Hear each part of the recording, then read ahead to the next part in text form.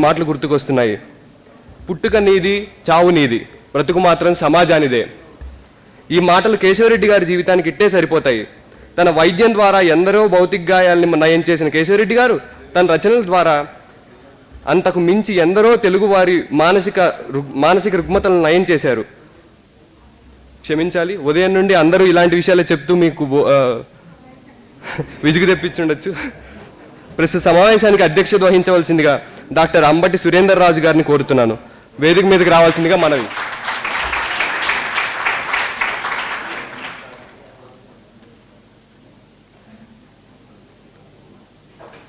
మధ్యాహ్న ఘట్టానికి పత్ర సమర్పకులు రాముడుండాడు రాజ్యముండాది, రచనా సంవిధానం డాక్టర్ సమ్మెట నాగమల్లేశ్వరరావు గారు. విమర్శకులు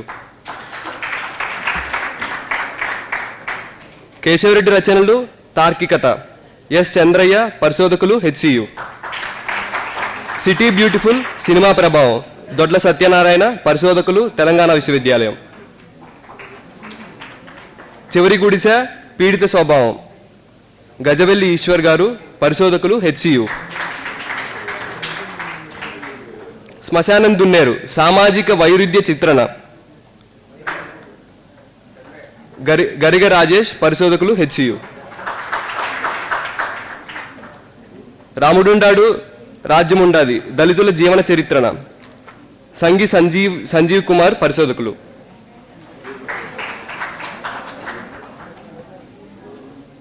కేశవరెడ్డి నవలలు బైరాగి పాత్ర ఎం చంద్రమౌళి గారు, పరిశోధకులు హెచ్సియు.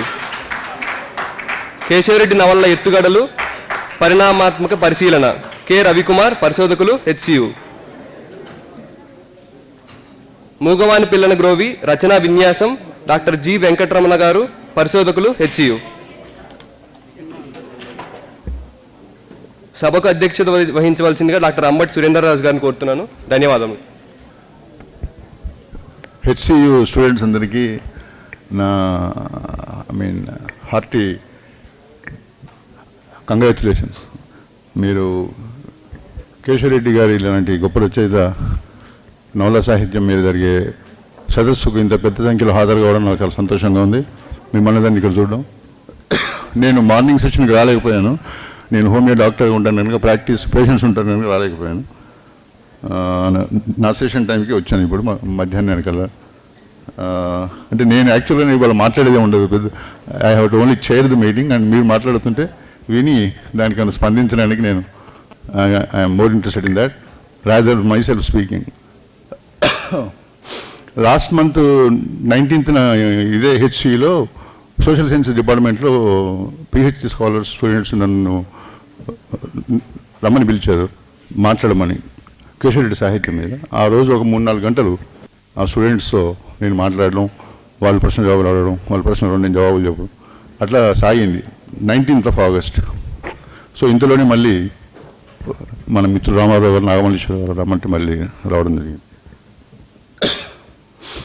నా పేరు పక్కన కేశవరెడ్డి నవలలు రచనా విన్యాసం అనే అంశం కదా. కేశవరెడ్డి గారి గురించి ఎంత మాట్లాడినా తక్కువే, ఎంతైనా మాట్లాడవచ్చు. ఆయన ఈ మాట ఉంది కనుక విన్యాసం అనే మీరు వాడారు కనుక నిజంగా ఆయనకు విన్యాసం అంటే ఏమిటి, ఆయనకు బాగా అంటే దాని మీద ఎంతో కౌశలం ఉన్నవాడు. అతను రచనా పటిమ, రచనా కౌశలం ఉన్న రచయిత. మనకు తక్కువ తెలుగులో కథ ఎంత గొప్పగా ఎదిగిందో, కవిత్వం ఎంత గొప్పగా ఎదిగిందో నవలంత మనకి ఎదగలేదు. కేశవరెడ్డి గారు అప్పుడప్పుడు ఇచ్చిన ఇంటర్వ్యూస్లో కూడా ఆ మాట స్పష్టంగా చెప్పేవారు. తెలుగులో నవల చాలా బ్యాడ్ షేప్లో ఉంది, ఇక్కడ చెప్పుకోదగ్గ నవల లేవు అంటే చాలామంది కోపాలు వచ్చాయి. దాశరథి రంగాచార్య, వాసిరెడ్డి సీతాదేవి లాంటి వాళ్ళు ఆయన మీద పత్రికల్లో దాడులు చేశారు. మేమందరం రచయితలం కదా, మేము రాసిన నవలలు కావని కేశవరెడ్డి గారు చెప్పారంటే ఊరికి చెప్పారు కదా, కావనే దాని అర్థం. అంటే దాని పేరు మీరు నవలని పెట్టగానే అయిపోదు కదా, నవల అయిపోదు. మీరు దాని పేరు కవిత్వం కానీ కవిత్వం అందుకు ఉండాలి కదా. నవలకు సంబంధించిన లక్షణాలు, కవిత్వం అంటే కవిత్వం లక్షణాలు ఉండాలి. ఊరికి మనం రాసి మనమే కవిత్వం మనమే నవల అనుకుంటే కాదు, పాఠకులు చెప్పాలి కదా. సో ఆయన ఉత్తమ పాఠకుడు కనుక యాజ్ ఎ రీడర్ ఆయన తన అబ్జర్వేషన్ చెప్పాడు. అట్లాగే అంతకుముందు ఉన్నటువంటి నావల్స్ కూడా మాలపల్లి కావచ్చు, వేయిపడగలు కావచ్చు, అసమర్థం జీవయాత్ర అండ్ చీకటి గదులు, ఇట్లా గొప్ప నవలు ఏవైతే మనం అనుకుంటాము, బుచ్చుబాబు గారి చివరి మిగిలేది, ఇవే కూడా కేశవరెడ్డి గారి ప్రకారం నవలలు కావాలనే ప్రకారం. ఎందుకు కావాలనేది అది just I want to share with you.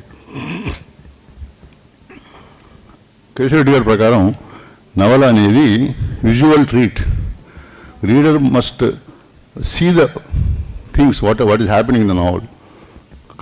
తన కళ్ళ ముందు దాన్ని సాక్షాత్కరింపజేయాలి, దృశ్యమానం చేయాలి. పాఠకుడు చదువుతున్న నవల కళ్ళ ముందు కనబడాలి, పాత్రలు, వాతావరణం. అది తెలుగులో లేదు. ఎందుకంటే వీఆర్ అట్రాక్టెడ్ బై ఐడియాస్. భావ సంచలనం ఎక్కువ మనకి, భావస్ఫోరకం, భావాలతో మనం ఉద్దీప్తం చెందడం, భావాలతో ప్రభావితం కావడం, భావాల వెంట కొట్టుకుపోవడం. సో నవలా శిల్పం మీద మనకు శ్రద్ధ లేదు. అది అంటే ఆయన ఏమంటే అందుకే భావం ముఖ్యం కాదంటాడు ఆయన. You must narrate the story where reader must be able to see. అంటే నవలా రచయిత అనేవాడు he has to show, not say. చూపెట్టాలి. అప్పుడు చూపెట్టినప్పుడే పాఠకుడు తాను నవల చదువుతున్న సంగతి కూడా మర్చిపోతాడు అనమాట. As if he's not reading it, as if he's participating in the novel. ప్రత్యక్షంగా నవలలో పాల్గొంటూ, నవలలో ఉన్న ప్రొటాగనిస్ట్తో పాటు నడుస్తూ, కదులుతూ, దుఃఖిస్తూ, సంతోషిస్తూ, ఆగ్రహిస్తూ, ఆ మూడ్స్లో ఆయా మెయిన్ ప్రొటాగనిస్ట్ తనకు అనుబంధంగా ఉండే క్యారెక్టర్స్ వెంట నడుస్తూ, ఆ మొత్తం సన్నివేశంలో తను కూడా ఒక భాగస్వామిగా ఉంటూ, క్రియాశీల భాగస్వామిగా, అది కూడా ప్యాసివ్ పార్టిసిపెంట్ కాదు, active, not just spectator. So అటువంటి అంశం ఉండాలి అంటాడు ఆయన నవలకి. సో తెలుగులో మీకు తెలుసు అటువంటి అంశం నాకు తెలిసి ఏ నవలలో నాకైతే పెద్దగా ఇంతవరకు కనబడలే. అయితే మిగిలిన నవలలు కావాలంటే అవి ఇంకో రకం నవలలు, అంటే ఐడియాస్ కోసం రాసిన నవలలు. లేదంటే సమాజాన్ని మార్చాలి, లేకుంటే స్త్రీల కష్టాలు పోగొట్టాలి, లేకుంటే ఇంకొకటి సామాజిక అసమానతలు పోగొట్టాలి, పేదవాళ్ళ కష్టాలు చెప్పాలి, ఇట్లా దోపిడీ అణిచివేతలని పారదోలాలి. ఇటువంటి ఒక sense of what you call అంటే సాహిత్యేతర ప్రయోజనాలు మీద ఎక్కువ శ్రద్ధ మనకి, ఎక్కువ మొదటి నుంచి మనకి సామాజిక రాజకీయ అంశంలో ఎక్కువ శ్రద్ధ మనకి. సాహిత్యాన్ని నేను మనకు సాధనంగా వాడుకుంటాం, ఒక పావుగా. బట్ అట్లా సాహిత్యం అట్లా ఒప్పుకోదు. నువ్వు ఏ పని చేసినా ముందు సాహిత్యం అయి ఉండాలి కదా. చదివిన పాఠకుల్ని పూర్తిగా ఆకట్టుకోవాలి, మనం ఆకర్షించాలి. సో కేశవరెడ్డి గారు I think for the first time in Telugu literature he has done it. He has shown the way how to right a naval, how to appeal to the reader. అతన్ని ఎట్లా మనం ఆకర్షించాలి, తన నవలలో ఉన్నటువంటి భావాలు లేదా ఆలోచనలు, అందులో సన్నివేశాలు, పాత్రలు, వాటితో పాఠకుడు ఎట్లా లీనమైపోవాలి, మమేకమైపోవాలి. ఇది తన రచన విన్యాసం ద్వారా డాక్టర్ కేశవరెడ్డి గారు చాలా అలవోకగా సాధించారు. దీనికి ఆయనకి ఏమీ దోహదం చేశాయి, ఆయన ఇటువంటి గొప్ప శక్తివంతమైన నవలు రాయడానికి ఆయన వెనుకున్న శక్తి అని, మరి వేరే రచయితలు లేనిది ఈయనకున్న అంత విశేషం ఏమిటని మనం చూసినప్పుడు, ఈయన జీవితం, ఈయన పర్సనాలిటీ, ఈయన వ్యక్తిత్వం చాలా గొప్పది. పుట్టింది సోకాల్డ్ అగ్రేరియన్ రెడ్డి ఫ్యామిలీ అయినప్పటికీ చిత్తూరు జిల్లా అంటే చాలా compared with Telangana and other Rayalaseema districts is better. వర్షపాతం కానీ అన్ని పచ్చగా ఉండే చోటు చాలా ప్రాంతాలు ఆ జిల్లాలో. కానీ అతను ఎట్లాంటి వాడు, బైరాగి పుట్టుక పుట్టాడు ఆయన, ఒక యోగిలా పుట్టాడు ఆయన. వేమన ఎట్లా పుడతాడు, కబీర్ ఎట్లా పుడతాడు, అట్లా పుట్టాడు ఆయన. అందువల్ల ఆయన రెడ్డి కుటుంబం, ఆ వాతావరణం ఆయన మీద ఎటువంటి ప్రభావం చూపలేదు. ఆయన చిన్ననాటి నుంచి కూడా ఊరవతలు ఉండే మాలమధువులో ఇళ్ళకు పోవడం, వాడలో ఉండే పేదవాళ్ళ ఇళ్ళకు పోవడం, అక్కడ ఉండే చుట్టుపక్కల ఉండే యానాదులు, ఎరుకల వాళ్ళు ఎక్కువ అక్కడ, చిత్తూరు నెల్లూరులో వీళ్ళిద్దరు ఎక్కువ ఉంటారు, యానాది అండ్ ఎరుకల, వాళ్ళతో స్నేహం. అంటే తను పుట్టడమే తనకున్నటువంటి కల్చరల్ ఇథాస్, తనకున్నటువంటి గొప్ప దట్ హ్యూమన్ క్వాలిటీ వల్ల ఆయన వాళ్ళతోనే స్నేహం చేస్తాడు, వాళ్ళని చూశాడు, వాళ్ళ మాటలు విన్నాడు, వాళ్ళ కష్టాలు.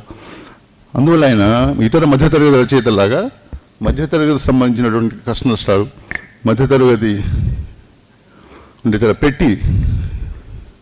వెరీ పెట్టి పీపుల్ కదా మధ్యతరగతి వాళ్ళు. అవేమీ ఆయనకు అంటుకోలేదు.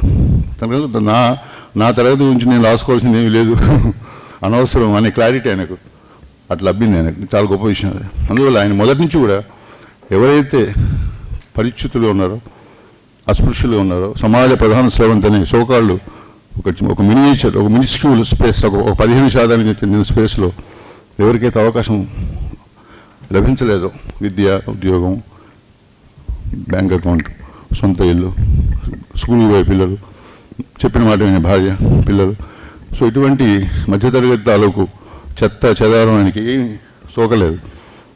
ఈ వాజ్ సో స్ట్రాంగ్. అందువల్ల ఆయన డైరెక్ట్గా తన మొదటి వచ్చిన బానిసల నుంచి భగవాన్ వాచ్ ఇవి భారతులు వచ్చాయి 75. అక్కడి నుంచి ఇన్క్రెడిబుల్ గాడెస్, శ్మశానందం నేరు అతడు అడవిని చేయించాడు. ఎక్సెప్ట్ తన కాలేజ్ లైఫ్ తప్ప పాండిచ్చేరి, సిటీ బ్యూటిఫుల్, తన ఎంబీబీఎస్ విద్యార్థి దశలో రాసిన నవల, అంటే ఆ జీవితం మీద రాసిన నవల తప్ప మిగిలినన్ని కూడా he was hell bent on writing about the people whom he సాల్ ఫ్రమ్ క్లోజ్ క్వార్టర్స్. తన దగ్గర నుంచి ఎవరిని చూశాడో, నేను గమనించాడో, ఎవరిని జీవితాలను అయితే తనలో ఆ ఎంపతి ద్వారా తనలో సంలీనం చేసుకున్నాడో, అటువంటి సర్వం కోల్పోయిన, అన్నీ కోల్పోయి ఉన్నటువంటి పేద జనం గురించి ఆయన రాశారు నవలలు. అందువల్ల అదొక గొప్ప విశేషం. మనం ఏమనుకుంటున్నాం ఇవాళ, ఈ రాజకీయంగా మనం మారిపోయిన తర్వాత స్వానుభవం ఉండాలి. సాహిత్య సృజనకు స్వానుభవం గొప్పది. ఇతరుల జీవితాలు మనం రాయలేము, మనమే రాసుకోగలము. నేను కూడా అట్లే నమ్ముతాను ఇప్పుడు కూడా. కానీ that need not be true always. Exceptions ఉంటాయి దానికి కూడా. అది maybe that is the order of the day. స్వానుభవం ఉండాలి. కానీ కేశవరెడ్డి లాంటి రచయితలకు స్వానుభవం అవసరం లేదు. బికాజ్ దే కెన్, ఒక గాడ్లీ క్యారెక్టర్. ఆయన మామూలు మనిషి కాదు, మనలా మామూలు మనిషి కాదు. సో మనందరం చేయలేని పనులే ఆయన చాలా ఈజీగా చేయగలడు. అట్లా ఆయన తను ఎన్నడూ చూసి అనుభవించి ఎరగని ఉన్న లోయర్ మిడిల్ క్లాస్ అయినా రైతు కుటుంబం కనుక, రైతు కుటుంబం కష్టాలు మళ్ళీ రాశాడు. ఆయన రాయలేదని కాదు. మూగవాని పిల్లలను గ్రోయిన వాళ్ళ తన సొంత నాన్న లేదా తన గ్రాండ్ ఫాదర్ ఆయన చెప్పుకున్నారు. మా ఫాదరే అని చెప్పారు, బక్కిరెడ్డి. సో అదొక్కటే వ్యవసాయ కుటుంబం నేపథ్యంలో ఒక రైతు ఆత్మహత్య, అది ఆత్మహత్య కాదు, ప్రాయోపవేశం అంటాం. ఇన్వైటింగ్ డెత్, మృత్యువుని ఆహ్వానిస్తూ స్వచ్ఛంద మరణం. సో అటువంటి ఒక్క మూగవాని పిల్లను గ్రోయిన వల్ల వాళ్ళ నాన్న, ఒక సిటీ బ్యూటిఫుల్ తన స్వానుభవం తప్ప మిగిలినవన్నీ కూడా చెంచులు, యానాదులు, ఎరుకలు, మాలలు, మాదిగలు వీళ్ళ గురించి రాశారు ఆయన. సో అది ఆయన గొప్పదనం. మరి ఉండో లక్ష్మణ్ కూడా రాశారు. ఆయన కూడా మాల కాదు కదా, బట్ మాలపల్లి రాశారు. కానీ మాలపల్లి ఎలా ఉంది నాకు తెలిసి అది నావల్ కాదు, ఇట్స్ థియరిటికల్ టెక్స్ట్. క్యారెక్టర్స్ ఉండొచ్చు, రామదాసు ఇంకోరు, బట్ అంత గొప్ప క్యాన్వాస్ అది. దానికి చాలా గొప్ప నవల కావాలి. ప్రపంచ సాహిత్యంలోనే ఒక గొప్ప నవల కాదు, అన్ని అంశాలు అందులో ఉన్నాయి. కానీ ఆయన అంత గొప్ప రాయలేకపోయారు. బట్ రాయడం గొప్ప కనుక అక్కడితోనే మనం దాన్ని ఇది చేస్తాం. అందువల్ల కేశవరెడ్డి గారి ఉద్దేశం ఏంటంటే, గురుగారు అప్పారావు గారు ఏదో రాశారు నాటకం కన్యాశుల్కం, అది మీరందరూ నాటకం అంటున్నారు, నేను దాన్ని నాటకం అనట్లేదు, అది నా దృష్టిలో నవల. తెలుగులో ఉన్న ఏకైక గొప్ప నవల నాకన్నా ముందు గురుగారు కన్యాశుల్కం, అది ఆయన అభిప్రాయం. నిజానికి కూడా మీరు చూస్తే కన్యాశుల్కాన్ని అది నాటకానికి, ఇప్పుడు నాటక ప్రదర్శన యోగ్యం కాదు, అది పఠన యోగ్యం. చదివి you can enjoy it more than seeing the play perform. Ramanamurthy లాంటి వాళ్ళు, శంకరాభరణం వాళ్ళ అన్నయ్య లాంటి వాళ్ళు, ఇంకెవరెవరో వేసిన సినిమా వచ్చింది ఎన్టీఆర్ అండ్ ఆయన ఎవరు, రామపంతులు, సిఎస్ఆర్ పెద్ద పెద్ద యాక్టర్, గోవిందరావు సుబ్బారావు గారు, వాళ్ళంతా చేసిన బాగుంది, సినిమా కూడా బాగుంది, సావిత్రి లాంటి గొప్ప నటి. కానీ నవలగా మీరు మీరు దాన్ని నాటకాన్ని మీరు చదువుతుంటే మీకు ఒక నవల చదువుతుంది, ఎందుకంటే కళ్ళ ముందు జరుగుతుంటుంది. అగైన్ కేశవరెడ్డి గారి పాయింట్, కన్యాశుల్కంలో you can see the whole atmosphere because it is theatre కనుక. నాటకానికి సంబంధించిన సినారియో అంతా అందులో ఉంటుంది, స్క్రీన్ ప్లే అంతా ఉంటుంది. సో ఆయన అనేది ఒకటే, నేను నా జీవితంలో ఇంకా నేను బతికి ఉంటే కన్యాశుల్కం లాంటి నవలను నేను రాయాలి. అది that was his dream project. But ఆయన అది చేయకుండానే క్యాన్సర్ రావడం వల్ల ఆయన మనల్ని విడిచి వెళ్ళిపోయారు, తెలుగు సాహిత్యం వదిలి వెళ్ళిపోయారు.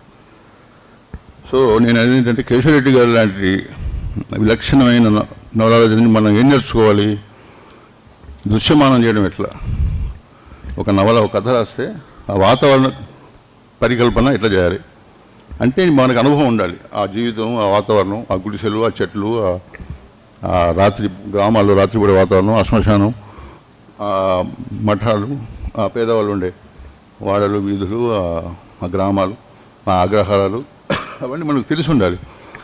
మనకంత ఓపిక లేదు. మనం ఏంటంటే భావాల ద్వారా మనం పోట్లాడాలని చూస్తాం.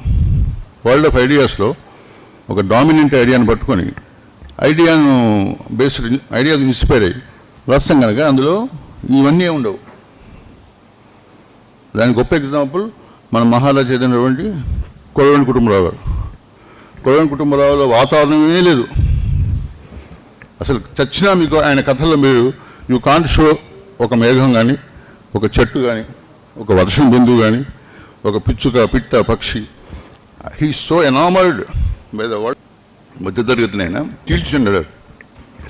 Psycho analysis of the middle class mind, Brahminical, educated, urban, Andhra, Tenali, well advance British సంపర్కంలో ఎంతో ముందుకు పోయినటువంటి కరణాలు, అది కూడా వైదికులు కాదు, నియోగి బ్రాహ్మణ చీకటి కుటుంబాల్లో ఉన్న చీకటిని, వాళ్ళ అంతరంగాల్లో ఉన్న వీటిని అన్నిటినీ ఆయన అద్భుతంగా ఎక్స్పోజ్ చేశారు.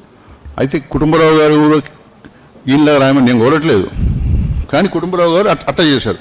అదొక ఎక్స్ట్రీమ్, ఇదొక ఎక్స్ట్రీమ్. అంటే కుటుంబరావు గారిని మనం కేశవరెడ్డి గారిని చూసినప్పుడు they are two extremes of Telugu literature. ఆయన వరల్డ్ ఆఫ్ ఐడియాస్లో ఆయన చాలా సక్సెస్ అయ్యారు. షోయింగ్లో సన్నివేశ కల్పన, వాతావరణ పరికల్పనలో ఈయన చాలా గొప్పగా సాధించారు. So what I expect from you people is to read him again and again and to understand and to feel more than understanding. ఆయన ఎట్లా సాధించుంటారు, దానికి ఆయన ఎటువంటి, కేశవరెడ్డి గారు తన స్వయంగా ఎటువంటి నావెల్స్ ఆయన చదివారు, అవి ఫ్రెంచ్ నవలా, అమెరికన్ నవలా, మీకు I think you may be knowing already. ఆయన స్వయంగా చెప్పుకున్నారు, నేను ఈ నవలలు చదువుతాను, పదే చదువుతాను, కొత్త నవలలు చదివే బదులు నేను నాకు ఇష్టమైన నవలని నేను మళ్ళీ చదువుతాను అంటాడు ఆయన. నాకు ఒక నవల నచ్చిందంటే దాన్ని నేను 100 సార్లు చదువుతాను అంటాడు. ఎందుకు చదువుతున్నాడు 100 సార్లు? అది మనం ఆలోచించాలి. Not for story, he knows the story already. శిల్పం, ఈ రచయిత ఎట్లా రాసి ఉంటాడు, ఏంటి ఇందులో రహస్యం, శిల్ప రహస్యం ఏంటి, అది తెలుసుకోవడానికైనా ఒక్కొక్క పుస్తకం 100 సార్లు 50 సార్లు ఇష్టం వచ్చిన సార్లు హాయిగా చదివేవాడు. సో అట్లాగే మీరు కూడా కేశవరెడ్డి గారి వర్క్స్ని పదే చదివి కేశవరెడ్డి గారిలోని ఆ రచనా విన్యాసాన్ని మీరు అనుభవించి దాన్ని గ్రహించి మీ నుంచి అటువంటి గొప్ప నవల రచయితలు పుడితే అప్పుడు ఈ సెమినార్కి సార్థకత అని నేను భావిస్తూ I take leave and let us start the meet regular seminar.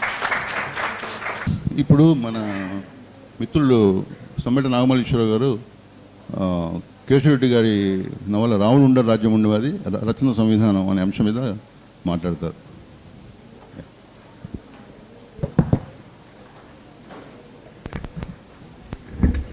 నమస్కారం. వేదిక మీద ఉన్న మిత్రులకు, సభలో ఉన్న పెద్దలకు అందరికీ నమస్కారం. సురేంద్రరాజు మేమంతా ఏదో అన్న అనుకున్న వాళ్ళం, ఇవాళ ఒకసారి గారు అన్నాడు. అది ఒక ఈ సదస్సు ద్వారా నాకు దక్కిన అదనపు గౌరవం అనుకోవాలి.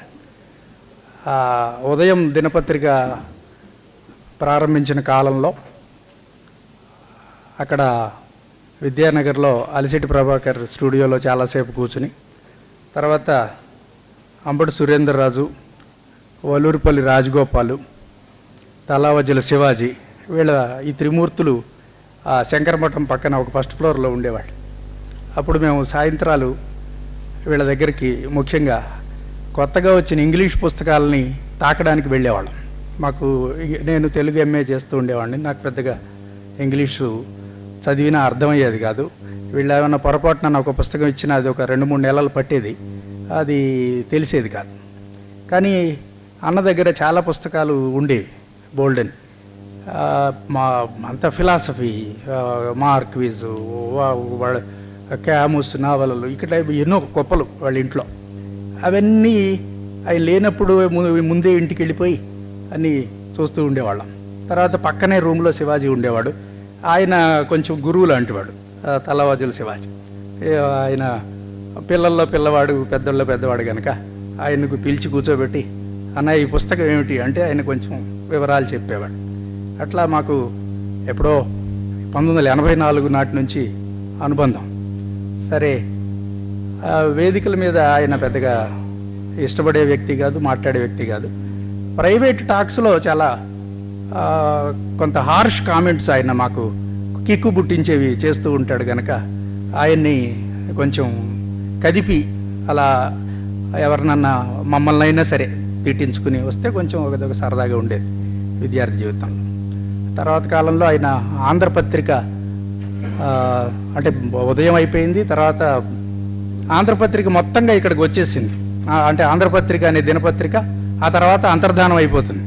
ఆ తర్వాత ఆ సంధి కాలంలో కొంతకాలం ఈయన సంపాదకులుగా ఉన్నారు మొత్తం. అప్పుడు కనపడినప్పుడల్లా నువ్వేమి రాయవు అంటే అప్పుడే అడవి ఉప్పొంగిన రాత్రి విమలక పుస్తకం వస్తే ఓ పెద్ద భారీ వ్యాసం రాసి తీసుకెళ్ళా.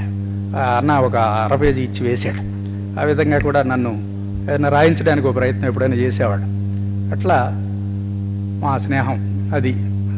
అంటే బహుశా నేను ఎందుకు చెప్తున్నానంటే ఈ కేశవరెడ్డి గారి సాహిత్యం మేమంతా అప్పుడు శ్రీశ్రీ మహాప్రస్థానం ఒకటి చేతిలో ఉంటే చాలు, ఇంకా అసలు మిగతా పుస్తకాలు ఇవన్నీ కూడా పెద్దగా మనం ఖాతరు చేయక్కర్లేదు. ఏ పూట రాసిన కవిత ఆ పూట అలిశెట్టి ప్రభాకర్ మనకి ఎలాగూ అది అందమైన అక్షరాల్లో రాసి చూపించేస్తున్నాడు. అదే సిటీ లైఫ్.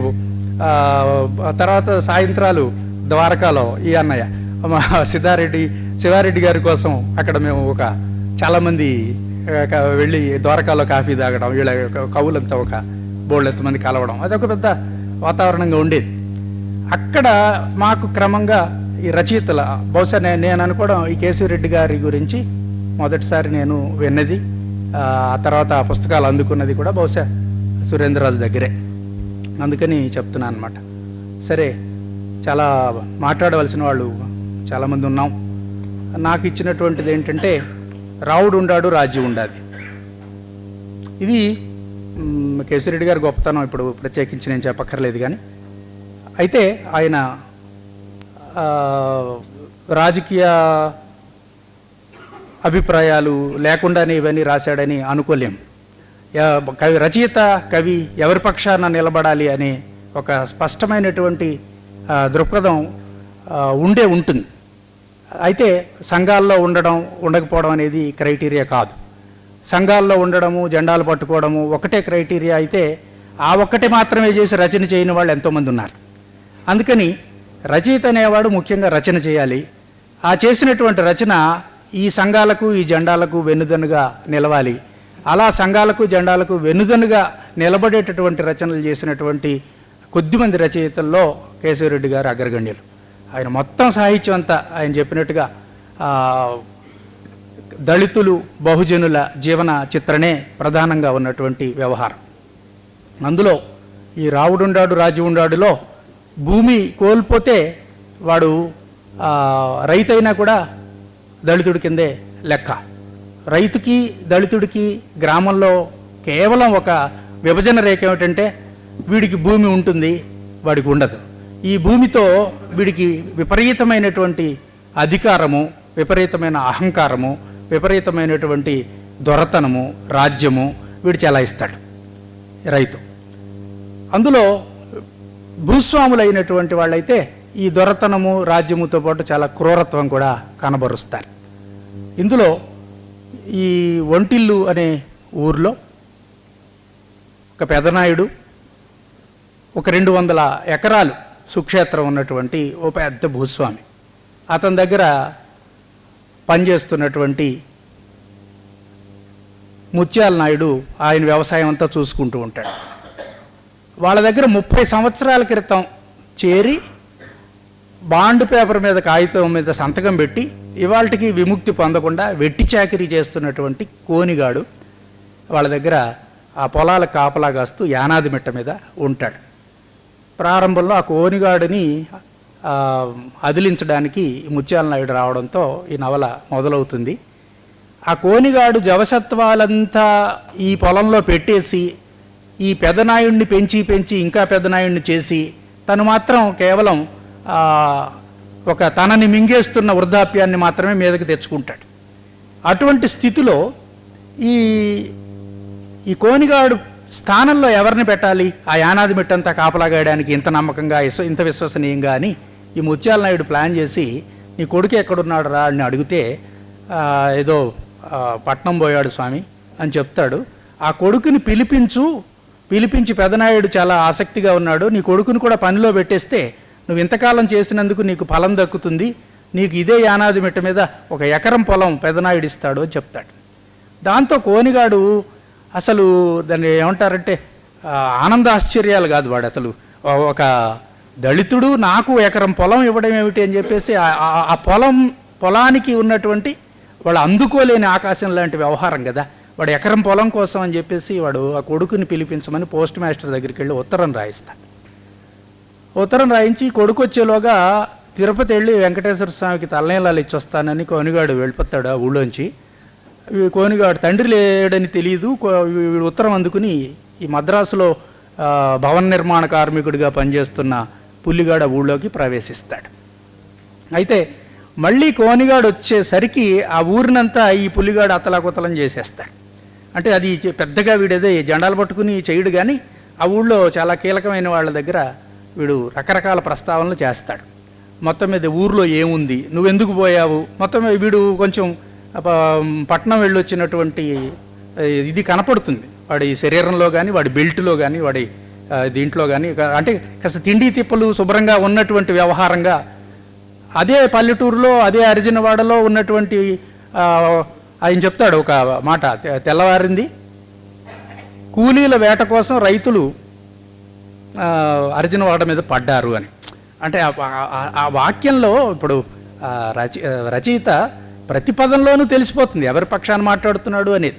అతను మామూలుగా ఇది పొలంలోకి పనులకి తీసుకెళ్ళడానికి రైతులు వచ్చి కూలీలని ఆహ్వానిస్తున్నారు అని రాసే రచయితలు కూడా ఉంటారు, కానీ కూలీల వేట కోసం రైతులు అప్పుడే అర్జున మీద పడ్డారు అంటే దాంట్లో తెలిసిపోతుంది. అక్కడ వాళ్ళు అప్పుడే ఆ ఇళ్లల్లోంచి ఎముకల గూడుల్లాగా అసలు అయినా కప్పుకోవడానికి ఏమున్నాయనే స్థితిలో వాళ్ళు వస్తున్న పరిస్థితి, ఇవన్నీ వాళ్ళ దైన్యం అంతా కూడా 1-2 వాక్యాల్లోనే చెప్పి చక్కగా వాళ్ళ పట్ల మన ఇందాక సురేంద్రరాజు గారు చెప్పినట్టు మననే సన్నివేశంలో పెట్టడం అనేది మనకి తెలియకుండానే చాలా గొప్పగా అందులో చేస్తాడు కేశవరెడ్డి గారు. అక్కడ వాళ్ళకి ఇతనికి ఉన్నటువంటి అంతరం అంటే ఈ ఊర్లో ఏమిటి వాళ్ళు తింటున్నది, పిండి ఉడికించుకుని సంగటి దాగి బతుకుతున్నారు, అదే పెద్ద వ్యవహారం. తర్వాత వాళ్ళ పెదనాయుడి దగ్గర పనిచేస్తున్నవాడు నీళ్ళ ఇంజిన్లో పనిది పెడితే వాడు చెయ్యి పోగొట్టుకుంటే ఆ గోపాల్ అనేవాడు రానందుకు వాడు నానా బూతులు తిడుతూ ఉంటాడు వాళ్ళ ఆవిడని. ఇంతకుముందు సెషన్లో చెప్పినట్టుగా ఆ మనుషుల్ని చాలా అవమానించటం, చాలా అంటే ఒక గ్రామానికి ఉండే దుష్ట లక్షణాలు ఏమేమి ఉంటాయో అది పనిగట్టుకుని రచయిత చెప్పకపోయినా ఆ పాత్రలో ఉండేటటువంటి అవి గ్రామాల్లో మనుషులు ఇంకా మనుగడ సాగించలేని పరిస్థితికి దారితీయడం. రెండోది చాలా సాఫ్ట్ టార్గెట్స్గా ఉన్న వాళ్ళని వాళ్ళు చిన్న రైతులు కూడా కొట్టడం తిట్టడం. ఒకరోజు పొలం పనులు ఊళ్ళో అందరికీ ఒకసారి వస్తాయి. అక్కడ కంసాలి ఒకడే ఉన్నాడు, అంతకుముందు 3 కుటుంబాలు ఉండేవి. వాళ్ళు ఎడ్లకి బిళ్ళలు నాడాలు చేయడం దగ్గర నుంచి కత్తులు సానబడడం చేయడం వరకు అన్నీ వాళ్ళే చేసేవాళ్ళు. అందులో మళ్ళీ అంతరాలు భూస్వామికి ముందు చేయాలి, మిగతా రైతులకు ఇబ్బంది. వాడు వచ్చేసి ఈ కంసాలిది అక్కడ సమిట వేసే పని చేస్తూ ఉంటాడు. ఈ పుల్లిగాడు 1-2 రోజులు కంసాలి కొలిమంతా చితగొట్టేస్తాడు. చితగొట్టేయడమే కాకుండా ఆ కంసాలి భార్య అక్కడ కూర్చుని ఉండగానే నానా మాటలు, నీకంత పెదనాయుడు అంత ఇదైతే నీ భార్యని తోలుకెళ్ళి పెదనాయుడు దగ్గర ఇచ్చిరా అని కూడా వాడు చాలా ఇంతకంటే అసహ్యంగా వాడు మాట్లాడేస్తాడు. అయినా ఏమీ చేయలేని అంటే ఒక దుస్థితి అనేది, అంటే ఆ పని తప్ప ఇంకొక పని రాకపోవడం, ఆ ఊరు తప్ప ఇంకొక లోకం తెలియకపోవడం, ఇవి ఆ మనిషిని అక్కడ మేకులు కొట్టేసి అక్కడ జీవచ్ఛవంలాగా బతికి ఉండేటటువంటి పరిస్థితి చేతి వృత్తుల వాళ్ళకి కానీ అంతకుముందు పెదనాయుడి ఇంటికి ఒకేసారి ఒక మందగా చుట్టాలు వస్తే వాళ్ళ బట్టలు ఒక లారీడు పడేస్తే సాయంత్రంలోపు ఇవ్వలేదని చాకలి ఇంటికి తాళం వేసేస్తాడు. ఆ పెదనాయుడు వేయించేస్తాడు. పెదనాయుడి కంటే కూడా ఈ ముత్యాల నాయుడు వాడి దగ్గర ఉన్నటువంటి వాడే ఆ ఏజెంటు ఎవడైతే ఉన్నాడో వాడు చేసే దుర్మార్గాలే కనపడతాయి చాలా ఎక్కువగా. వాడి ఇంటికి తాళం వేస్తే ఆ చాకలి వాళ్ళు ఆ రోడ్డు మీద ఉండవలసి వస్తుంది 2 రోజులు. ఇవన్నీ కూడా చాలా సటిల్గా, దాన్ని విస్తారంగా చాప్టర్లు రాయకపోయినా అక్కడ ఎవరి మీద, దళితుల మీద, బహుజనుల మీద నిరంతరం జరుగుతున్నటువంటి దౌర్జన్యాలు.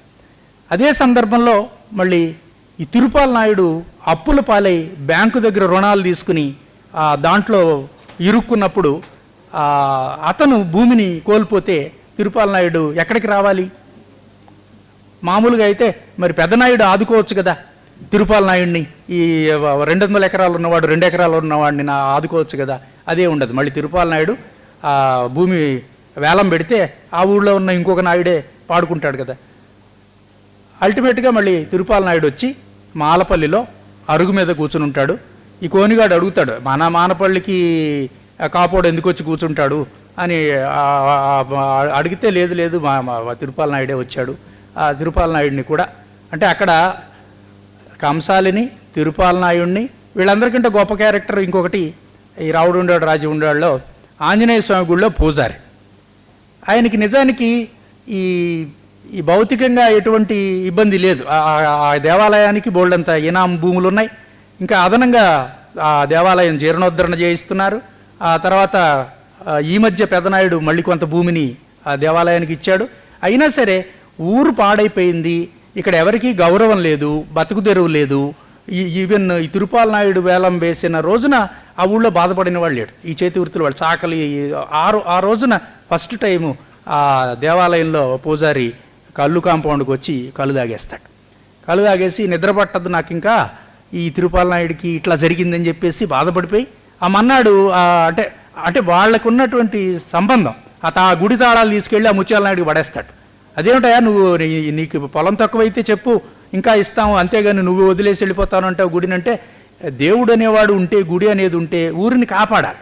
అది జరగలేదు. నేను 30 ఏళ్ల నుంచి ఇక్కడ పూజారిగా ఉన్నాను కనుక నాకు దీని మీద సంబంధం లేదు. అంటే మామూలుగా అతనికి వీళ్ళకు ఉన్నటువంటి ఈతి బాధలు లేకపోయినప్పటికీ అందులోనే మమేకమైనటువంటి గ్రామీణ జీవితంలో అంటే స్పందించే హృదయం ఉన్న ప్రతివాడు కూడా ఆ గ్రామంలో శిథిలమైపోతున్నటువంటి వ్యక్తిగత సంబంధాలు కానీ, కులాలకి మధ్య గౌరవప్రదంగా ఒకప్పుడు ఉండి ఉంటాయని చెప్తున్నటువంటి సంబంధాలు సర్వభ్రష్టం పడిపోతున్నటువంటి దశ కానీ, డబ్బు తర్వాత దానికి ఉన్నటువంటి విపరీతమైనటువంటి అధికారము, ఈ రెండే రాజ్యం చేస్తున్నటువంటి ఒక దుష్ట వ్యవస్థలో మొత్తం గ్రామం అక్కడ ఉన్నటువంటి ప్రజానీకం అంతా చిక్కుకున్న పరిస్థితిని కానీ అద్భుతంగా చిత్రించినటువంటి నవల రావుడు ఉండాడు రాజు ఉండాది. అదేదో అన్నట్టుగా 100 సార్లు కథ చెప్పినా కూడా ఆ సినిమా చూసొస్తేనే ఎవరికైనా తృప్తి. అందుకని ఈ రావుడు ఉండాడు రాజు ఉండాడనే నవల 1 సారి 2 సార్లు 3 సార్లు వీలైతే అన్న చెప్పినట్టు 100 సార్లు చదవమని విజ్ఞప్తి చేస్తూ కేశవరెడ్డి గారికి నివాళులు అర్పిస్తూ. నాగమల్లేశ్వరరావు రావుడు రాజు ఉండేది కథ మీకు అందులో పాత్రలను పరిచయం చేశారు. అందులో కూడా కాస్ట్ క్యారెక్టర్ అంటే వలసపోయే వాళ్ళలో ఎవరు పోతారు, వలస పోకుండా ఊళ్ళో ఉండేవాళ్ళు ఎవరు, ఊళ్ళో ఉండేవాళ్ళు అంటే ఆ తారతమ్యం తేడాలు హెచ్చు తగ్గులు అన్నీ కూడా ఆ క్యారెక్టర్స్ ద్వారా ఎట్లా రచయిత ఎస్టాబ్లిష్ చేశాడు. వ్యాసం రాయకుండా, ప్రసంగం చేయకుండా పాత్రల జీవిత చిత్రణం ద్వారానే ఆ వాతావరణాన్ని కూడా సామాజిక అసమానతను ఎట్లా చూపెట్టారు రచయిత అనేది చెప్పడానికి మా నాగమల్లేశ్వరరావు మంచి ప్రయత్నం చేశారు. I'm very happy for that. Now I request Mr. S. Chandraya to speak on City Beautiful.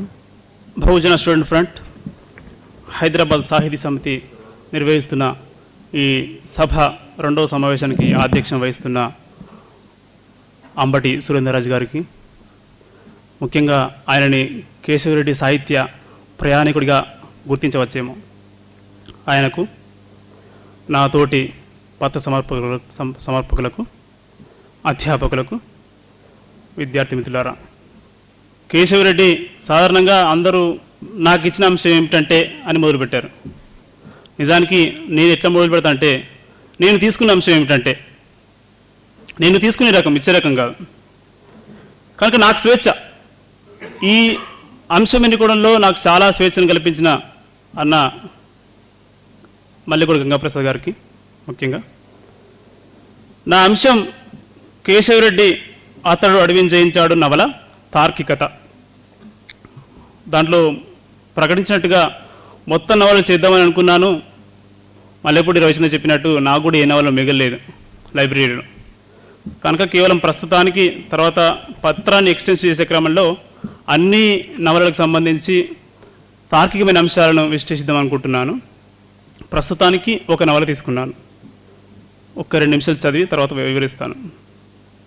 Keshavareddy గారు రాసిన అతడు అడవిని జయించాడు నవలలోని తార్కికమైన అంశాలను ఈ పత్రం చర్చిస్తుంది. ఈ పత్రంలో తార్కికత అనే మాటకు ప్రాచీన కాలపు తర్కం, తర్కశాస్త్రం అనే భావన కాకుండా నేటి లౌకికార్థమైన హేతుబద్ధంగా ఆలోచించడం అనే అర్థంలో గ్రహించడమైంది. ప్రాక్తన కాలం నుండి మానవుడు పొందిన ప్రాకృతిక విజ్ఞానం ఆధారంగా హేతుబద్ధమైన విశ్లేషణతో పరిష్కార మార్గాన్ని కనుక్కుంటూ జీవితంలో విజయం సాధించడం గూర్చి ఈ పత్రంలో చర్చించమైంది. ఇకపోతే ఈ పత్రానికి పరిశోధన నేపథ్యం ఏమిటంటే, మానవుడు ప్రాక్తన కాలం నుంచి ప్రకృతితో సహజీవనాన్ని కొనసాగిస్తున్నాడు. ఈ సహజీవనం చేసే క్రమంలో ప్రకృతితో సాన్నిహిత్యం ఉంటుంది, ప్రకృతితో యుద్ధం ఉంటుంది. తాత్వికంగా చెప్పాలంటే ఐక్యత, ఘర్షణ. ఈ ఐక్యత ఘర్షణలకు సంబంధించి మానవుడు ఒక విధమైనటువంటి జ్ఞానాన్ని పొందుతాడు. దాన్ని మనం ప్రాకృతిక జ్ఞానంగా చెప్పుకోవచ్చు.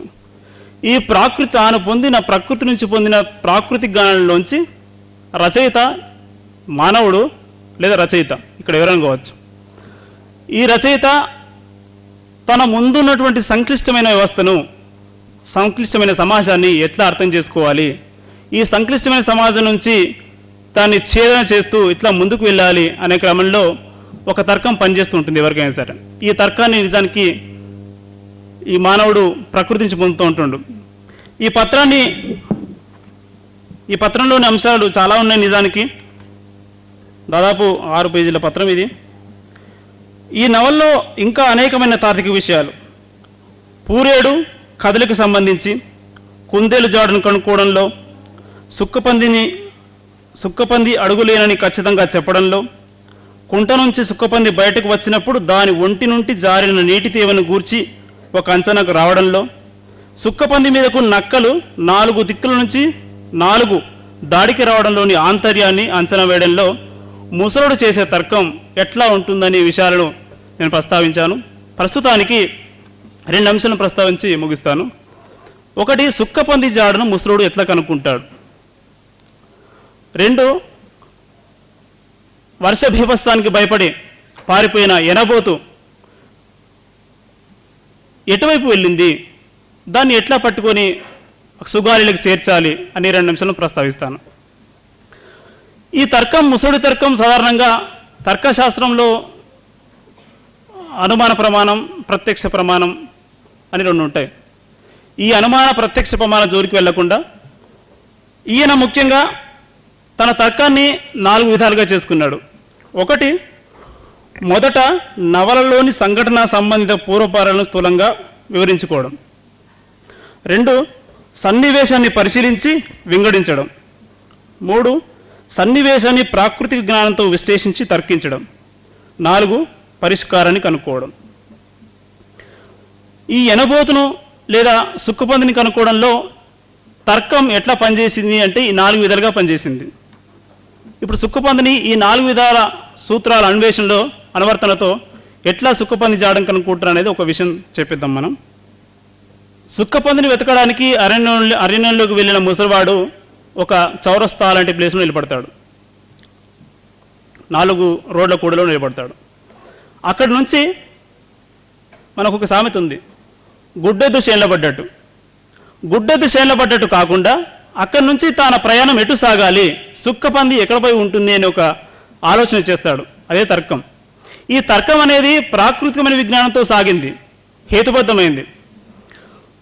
ఉత్తరం తూర్పు దిశగా వెళ్తే కనుక మట్టి రోడ్డు ఉంటుంది, మట్టి రోడ్డు నుంచి యథాతథంగా అది వస్తే కనుక ఇంటికి రావాలి, కానీ అది రాదు కనుక తూర్పు వైపుకు వెళ్ళి ఉండదు.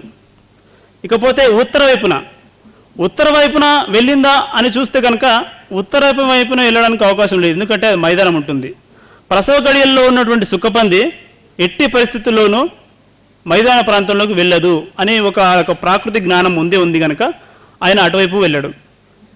ఇక దక్షిణ వైపు వెళ్తే కనుక నది ఉంటుంది, ఈత ఎత్తుకొని పోవడానికి దానికి శక్తి సామర్థ్యాలు ఉండవు కనుక ప్రసవ గడియలు కనుక అది నదిలోకి వెళ్ళడానికి అవకాశం లేదు అని అక్కడ నుంచి విరమించుకుంటాడు. ఇక మిగిలిన దిక్కు ఏమిటంటే పడమర దిక్కు. ఈ పడమర దిక్కు చూస్తే వెనక్కి తిరిగి చూస్తే ఆయన మొత్తం దట్టమైన అడవి కనిపించింది. ఈ ప్రసవ సమయంలో ఉన్నటువంటి పందులు ఇక్కడ సుక్కపంది అరణ్యంలోకి వెళ్తుంటాయి సాధారణంగా. ఈ అరణ్యంలోకి ఎంత దూరం వెళ్తుంటాయంటే తనకు ఎక్కడైతే సంరక్షణ ఉంటుందని సుక్కపంది భావిస్తుందో అంత దూరం, అది మైళ్ళు దూరం కావచ్చు, కొన్ని 100 కిలోమీటర్లు కావచ్చు, అట్లా 100 కిలోమీటర్లు వెళ్ళి ప్రసవిస్తాయనే ఒక జ్ఞానంతో ఒక తర్కంతో తన అన్వేషణను పడమర వైపుగా మలుచుకుంటాడు.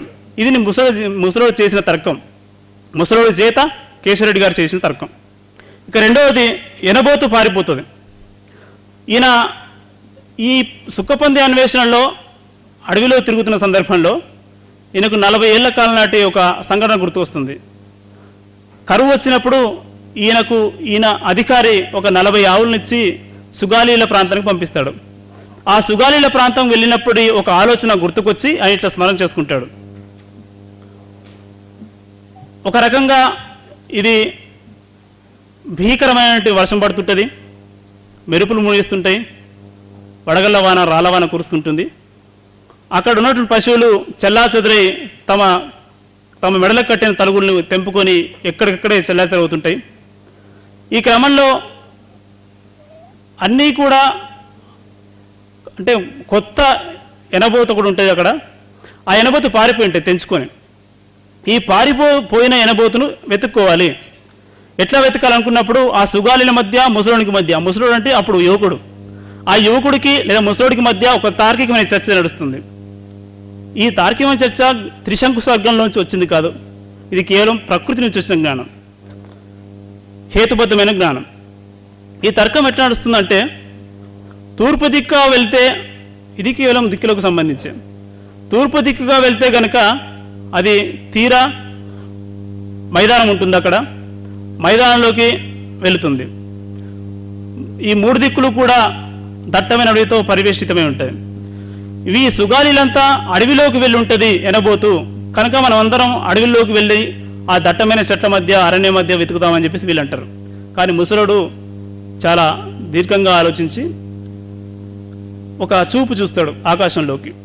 గాలి ఎటు నుంచి వీస్తుంది, వర్షం ఎటు నుంచి వస్తుంది. గాలి వీస్తున్న ప్రదేశం ఎట్లాంటిదంటే తూర్పు దిక్కు నుంచి పడమరగా వస్తుంది కనుక ఎనబోతులు ఎప్పుడైనా సరే ఇట్లా పారిపోయిన సందర్భంలో, భయపడి పారిపోయిన సందర్భంలో తూర్పు దిక్కు నుంచి వీస్తున్న గాలితో పాటు తూర్పు దిక్కు నుంచి వీస్తున్న వర్షం ఏడవాలుగా పడుతుంటుంది. తప్పనిసరిగా ఎనబోతు అనేది తూర్పు దిక్కు నుంచి వీస్తున్న గాలికి, తూర్పు దిక్కు వీస్తున్నటువంటి వర్షానికి ఏటవాలుగా అభిముఖంగా వెళ్తుంది ఎప్పుడైనా సరే అనే ఒక జ్ఞానం ఉన్నవాడు కనుక తాను తప్పనిసరిగా తూర్పు దిక్కు వెళ్ళాలి అని నిర్ణయించుకొని 100 మంది చెప్పినా, సుగాలి చెప్పినా వినకుండా తానొక్కడే ధైర్య సాహసాలతో ముందుకెళ్ళి దాన్ని పట్టుకుంటాడు మొత్తానికి. ఈ జ్ఞానం ఎక్కడి నుంచి వచ్చింది? ప్రకృతి ఇచ్చిన జ్ఞానం. ఈ తర్కం ఎక్కడి నుంచి వచ్చింది? ప్రకృతి ఇచ్చిన తర్కం. దీనికి సంబంధించి నేను ప్రస్తుతానికి ఈ 2 తార్కికమైన విషయాలను ప్రస్తావిస్తాను. ఇంతకుముందు చదివినట్టు ఇంకా చాలా ఉన్నాయి, నిజానికి ముగింపు చెప్పేసి వెళ్తాను. కేశవరెడ్డి గారి నవలలన్నీ అపరాధక పరిశోధన లక్షణాన్ని కలిగి ఉన్నాయి. కథా వస్తువును పాఠకును ముందు దృశ్యమానం చేస్తాయి. ఆయన సృష్టించిన పాత్రలేవి జీవితం తాలూకు సంక్లిష్ట ప్రశ్నలకు తేలికపాటి పనికిమాలిన చచ్చు సమాధానాలు ఇచ్చే భ్రమలు గొలిపే దుస్సాహసం చేయవు. ఇది ముందు మాటలో రాసిన మాట. త్రిశంకులో ఉంటూ మాట్లాడడం, త్రిశంకు స్వర్గంలో ఉంటూ మాట్లాడడం ఈయన గీసిన పాత్రలకు చేత కాదు. అహేతుకంగా ఈయన పాత్రలు ప్రవర్తించవు. హేతుబద్ధత లేకుండా ఈయన పాత్రలు ముందుకు ఒక్క అడుగు వేయవు. అత్యంత సంక్లిష్ట సందర్భాల్లోనూ హేతువుని ఆశ్రయిస్తాయి. ఈ హేతువు ప్రాకృతమైన జ్ఞానంతో ముడిపడి ఉంటుంది. ఈ పరిశోధన పత్రం 100% వీటిని ఆవిష్కరించిందని నమ్ముతున్నాను. ఒక ప్రతిపాదన చేసి ముగిస్తాను నేను. ఆయన పనిచేసిన వైద్య రంగంలో డాక్టరు, ఆయన సాహిత్య రంగంలో కృషి చేసిన దానికి నిజానికి ఆయనకి ఏ విశ్వవిద్యాలయం అసలు డాక్టర్ ఇవ్వాల్సిన స్థాయిని డాక్టర్ చేయడం కృషి చేశాడు ఆయన కనుక. ఈ వేదిక మిత్రులు కోరుకుంది ఏమిటంటే ప్రభుత్వానికి ఈయనకు డాక్టరేట్ ఇవ్వాల్సిందిగా కోరుతూ ఒక ప్రతిపాదన చేయాల్సిందిగా ముగిస్తున్నాను. ఈ అవకాశం కల్పించిన మిత్రులందరికీ, ముఖ్యంగా వేదిక వారికి ధన్యవాదాలు చెబుతూ సెలవు. చంద్రయ్య పరిశోధక విద్యార్థి బాగా ప్రయోజనం చేశాడు. అతడు అడవిని జయించాడు నవలలోని ఎత్తుగడలు కానీ అందులో ఉన్నటువంటి సహజంగా వెలువరిసిన జ్ఞానం, ప్రాకృతిక జ్ఞానం. అయితే తను అన్ని బాగా చెప్పాడు. అసలు విషయం ఏంటంటే అందులో అదంతా కూడా స్వానుభవం. ఒక్క పందిని పెంచుకునే ట్రైబల్ లేకుంటే మార్జినలైజ్డ్ ఓల్డ్ మ్యాన్, అతని జ్ఞానం ఉంటుంది. జ్ఞానం ఫ్రమ్ ది ఎక్స్పీరియన్స్ ఉంది. సో అక్కడ అనుభవానంతర జ్ఞానం ఉంటుంది. మనందరిదేమో అనుభవపూర్వక జ్ఞానం, మనకు అనుభవాలు ఉండవు, ఓన్లీ జ్ఞానమే ఉంటుంది. మనలాంటి ఎడ్యుకేటెడ్కి నో అనుభవం, ఓన్లీ జ్ఞానమే. అబ్స్ట్రాక్ట్ మనదంతా, వాడి కాంక్రీట్ జ్ఞానం. ఎందుకంటే వాడికి ఫ్రమ్ హిజ్ ఎక్స్పీరియన్స్, తన అనుభవం, తన పూర్వీకుల అనుభవం, తరతరాలుగా వస్తున్న అనుభవం, ఆ అనుభవ సంపద ఇచ్చిన జ్ఞానం వల్లనే అతను మీరు చెప్పినట్టుగా తూర్పుకు వెళ్ళకుండా, ఉత్తరానికి వెళ్ళకుండా, దక్షిణానికి వెళ్ళకుండా ఎక్కడికి వెళ్ళాలో అక్కడికి వెళ్ళాడు. సో ఇది ఆల్ ఎక్స్పీరియన్స్. రచయితకున్నటువంటి అటువంటి ఆ అనుభవ, తన పాత్రలతో తను కలిసి ఉండడం వల్ల నేను చెప్పినట్టుగా ఆ అనుభవాన్ని, వాళ్ళ అనుభవాన్ని తాను సంగ్రహించి అటువంటి వాస్తవికమైనటువంటి నవల ఆయన రాయగలిగారు. సో జ్ఞానం అనేది ఎక్స్పీరియన్స్తో అతీతమైన కాదు అనేది గ్రహిస్తాను. అదొకటి just I wanted to add. Now mister Dodla Satyanarayana, పరిశోధకులు, తెలంగాణ విశ్వవిద్యాలయం, తాను సిటీ బ్యూటిఫుల్ అండ్ సినిమా ప్రభావం మీద మాట్లాడు. సభకు నమస్కారం. నా పేరు సత్యనారాయణ. ప్రస్తుతం నేను తెలంగాణ విశ్వవిద్యాలయంలో పిహెచ్డి చేస్తున్నాను. నా అంశం సిటీ బ్యూటిఫుల్, సినిమా ప్రభావం. ఈ అంశం తీసుకోవడానికి ప్రధానంగా 2 కారణాలు ఉన్నాయి. ఒకటి, నేను సినిమాలు ఎక్కువ చూస్తుంటాను. రెండోది, నేను ఈ పేపర్ రాసే సందర్భంలో ఒక కొత్త సినిమా రిలీజ్ అయింది. అప్పుడు నేను ఈ నవల చదువుతున్నప్పుడు రూమెన్స్ సినిమాకి వెళ్దామని చాలా అడుగుతున్నారు. అక్కడ బయట సినిమా, నేను ఇక్కడ చదువుతుంటే దీంట్లో కూడా సినిమా ప్రభావం కనిపిస్తుంది. ఆ ఉద్దేశంతో ఈ టైటిల్ తీసుకోవడం జరిగింది. సమాజంలో ఎంత గొప్పటి వ్యక్తి అయినా అతని పైన ఎవరిదో ఒక ప్రభావం కంపల్సరీ పడుతుంది. అది వ్యక్తిది కావచ్చు, రచనలు కావచ్చు, సినిమాలు కూడా కావచ్చు. అదేవిధంగా కేశవరెడ్డి గారి పైన ఈ సినిమా వల్ల,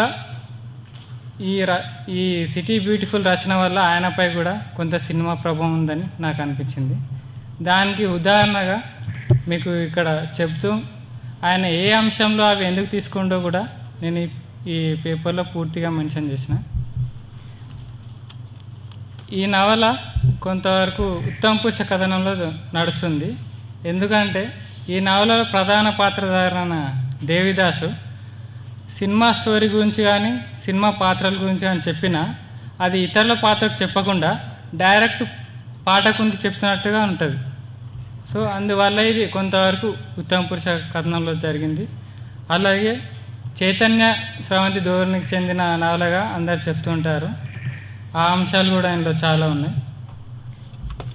మొదటగా ఈ నవల ప్రారంభంలోనే, మొదటి పేజీలోనే ఈయన లేస్తూ నైటు నిద్ర పట్టలేదు సరిగ్గా, సినిమా గురించి ఆలోచిస్తూ, అంతకుముందు ఆయన నైట్ సినిమా చూసిన దాని గురించి ఆలోచిస్తూ సరిగ్గా నిద్ర పట్టలేదు, లేట్ లేచినా అని చెప్తూ ఆ సినిమా స్టోరీని మనకు పరిచయం చేస్తాడు. అది ఏంటంటే హీరో హీరోయిన్లు గాఢంగా ప్రేమించుకుంటారు. కానీ ఇందులో ఏమైందో తెలియదు. హీరోయిన్ హీరోతో మాట్లాడడం మానేస్తుంది. అంతేకాకుండా అతనితో గొడవపడి వేరే పెళ్లి చేసుకొని అదే టౌన్లో కాపురం ఉంటుంది.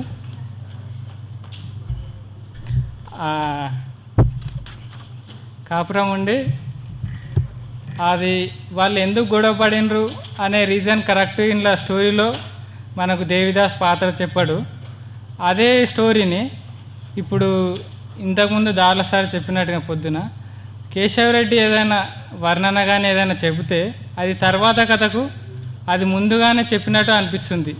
ఈ కథ ద్వారా తర్వాత వచ్చే మెయిన్ కథ అయిన దేవిదాస్ లావణ్య పాత్రల ప్రేమ వాళ్ళ విఫలం చెందినట్టు దాన్ని ముందుగానే రచయిత ఈ సినిమా స్టోరీ ఆధారంగా చెప్పినట్టు తెలుస్తుంది. అలాగే పాత్రలను పరిచయం చేసేటప్పుడు కూడా డైరెక్ట్ పాత్రల మనస్తత్వం చెప్పాడు.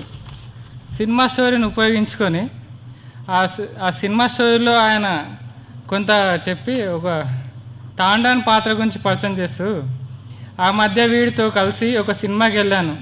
అది ఎన్జిఆర్ సినిమా.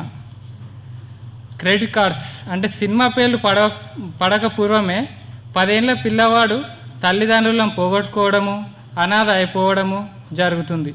ఆ పిల్లవాడు ఆకలికి తాళలేక ఒక అంగట్లో రొట్టె ముక్కను దొంగిలిస్తాడు. అందరూ దొంగ దొంగ అని జనం వాని వెంట పడతారు. పిల్లవాడు ఎవరికి చిక్కకుండా పరిగెడుతూ ఉంటాడు. ఆ పేర్లు పడుతున్న సందర్భంలో ఆ పిల్లవాని పాదాలు మాత్రమే కెమెరా చూపిస్తుంది. తర్వాత ముగిసిన తర్వాత ఆ పాదాలు పెద్ద అవుతాయి. ఆ పాదాలను పైకి లేపితే ఎంజీఆర్ కనిపిస్తాడు. పక్కన కూర్చున్న తాండాన్ పాత్ర ఆ పిల్లవాడేని అరుస్తుంటాడు. అంటే ఇక్కడ సినిమా పేర్లు పడిన సందర్భంలోనే పిల్లవాడు పెరిగి పెద్ద అయ్యాడు. ఆ మాత్రం కూడా తెలుసుకోలేని తాండాన్ ఆ పాత్ర గురించి చెప్తూ అతన్ని డైరెక్ట్గా ఏం తిట్టాడు రచయిత. ఈ స్టోరీ చెప్పి ఇతను ఇలాంటి వాడు అని చెప్తాడు అంతే. సో ఇక్కడ ఈ విధంగా కూడా సినిమాను ఉపయోగించుకోండు. అలాగే లావణ్య పాత్రను పరిచయం చేసేటప్పుడు లావణ్య ఎలాంటిది అంటే జీనత్ అమన్ హీరోయిన్ని, బాలీవుడ్ హీరోయిన్ని, ఓల్డ్ యాక్టరు. ఆమె సౌందర్యాన్ని గురించి ఏం చెప్పాడు రచయిత. ఆ హీరోయిన్ లాగా ఉంటుంది అని ఒక్క మాటలో చెప్పేస్తాడు. ఆమె సౌందర్యం వర్ణించాడు, ఏం చెప్పాడు. ఈ విధంగా హీరోయిన్ కూడా ఇక్కడ ఉపయోగించుకున్నాడు. అంటే అట్లనే నేటి సమాజం గురించి చెప్తూ సమాజం ఎట్లుంది అసలు ఈయన సినిమా చూడడానికి దేవిదాస్ పాత్ర చూడడానికి కారణం ఏది అని చెప్తూ ఒక విషయం చెప్తాడు. సినిమాల నిండా అవాస్తవత ఉంటుంది నిజమే, కానీ థియేటర్ బయట ఉండే ప్రపంచం అంతకన్నా అవాస్తవమైనది. బూటకపు కట్టుబాట్లు, బూటకపు విలువలు, వీళ్ళ నుంచి తప్పించుకోవడానికి నాకు సిగరెట్లు ఒక సాధనం అయితే ఈ సినిమాలు మరో సాధనం అని చెప్పాడు. అంటే ఇక్కడ నేటి సమాజం గురించి నేను డైరెక్ట్ ఇంకా తిట్టాడు ఎక్కువ. అంటే ప్రస్తుతం పరిస్థితి ఎట్లుంది, ప్రజలే అన్ని కట్టుబాట్లు ఏర్పాటు చేసుకుంటారు, వాళ్ళే అన్ని నియమాలు ఏర్పరచుకుంటారు, మళ్ళీ వాళ్ళే ఇవి అట్లున్నాయి ఇవి ఇట్లున్నాయి వాళ్ళే ఒకరి మీద ఒకరు అన్ని ఒకరొకరు తిట్టుకోవడం లాంటివి చేస్తుంటారు. ఇలాంటి సమాజంలో ఉండే కన్నా ఇప్పుడు సినిమాలో చూసే ప్రస్తుతానికి వచ్చే సినిమాలో హాస్యకరం కానీ ఎమోషన్ కానీ ఏదో ఒకటి అవి చూస్తూ ఈ జీవితం గడపడం బెస్ట్ అనిపించి ఆయన ఇట్లా చేసిందని చెప్పాడు. అలాగే ఇక ముగింపు చెప్పేస్తాను. ఈ నవలలో సినిమా స్టోరీ, సినిమా నటీనటుల గురించి ఈయన అవకాశం వచ్చినప్పుడల్లా చెప్పాడు. అది ఇష్టం వచ్చినప్పుడల్లా కాకుండా సందర్భానికి కథకు సరిపోయేటట్టు వాళ్ళని పాత్రలను పరిచయం చేయడంలోనూ వాళ్ళని తిట్టడానికోను, అంటే తిట్టడానికి కూడా ఒక విషయం. ఇక్కడ ఒక ప్రొఫెసర్ గురించి చెప్తూ ఆయన మాటల్ని ఇక్కడ మెన్షన్ చేస్తాడు. ప్రొఫెసర్ గారు సినిమాలో భూస్వామిలాగా గొంతు పెట్టి ఏమీ వాయ్ కుక్కలేమన్నా నీ బాబుగాడు సొత్తు అనుకున్నావా అని అంటాడు. అంటే సినిమాలో భూస్వామిలాగానే ప్రయోగం ఇక్కడ చేశాడు. మామూలుగా భూస్వామి అన్న పాట కూడా అర్థం చేసుకుంటాడు. సినిమాలో భూస్వామి అని ప్రయోగం చేయడం వల్ల చదివే పాఠకుడు తను చూసిన వెంటనే సినిమాలో ఏదన్నా భూస్వామి ఉంటే అతను వెంటనే గుర్తు చేసుకొని ఓహో ఆయన ఇట్లా అన్నాడా అని అనుకుంటాడు. దాని ద్వారా రచయిత ఇంకా ఈ పఠనం కొనసాగించడానికి ఎక్కువ అవకాశం ఉంటుంది. ఇలాంటి ప్రయోగాలు చేసి పాఠకులను చాలా ఆకర్షించాడు రచయిత. ఈ అవకాశం ఇచ్చిన అందరికీ నాకు ధన్యవాదాలు. హైదరాబాద్ సాహితీ సమితి, బహుజన స్టూడెంట్స్ ఫ్రంట్, హైదరాబాద్ కేంద్రీయ విశ్వవిద్యాలయం సంయుక్తంగా నిర్వహిస్తున్నటువంటి డాక్టర్ కేశవరెడ్డి సాహిత్యంపై ఒకరోజు జాతీయ సదస్సు 2వ సమావేశానికి అధ్యక్షత వహించినటువంటి డాక్టర్ అంబటి సురేంద్రరాజు గారికి వేదికపై పత్ర సమర్పణ కోసం సుఖాసీనులైనటువంటి ప్రఖ్యాత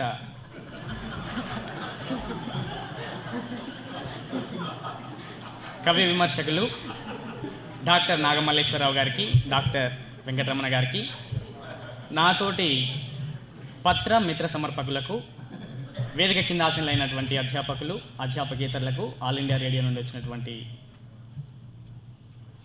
పెద్దలందరికీ, విద్యార్థి మిత్రులందరికీ నమస్కారాలు తెలియజేస్తూ,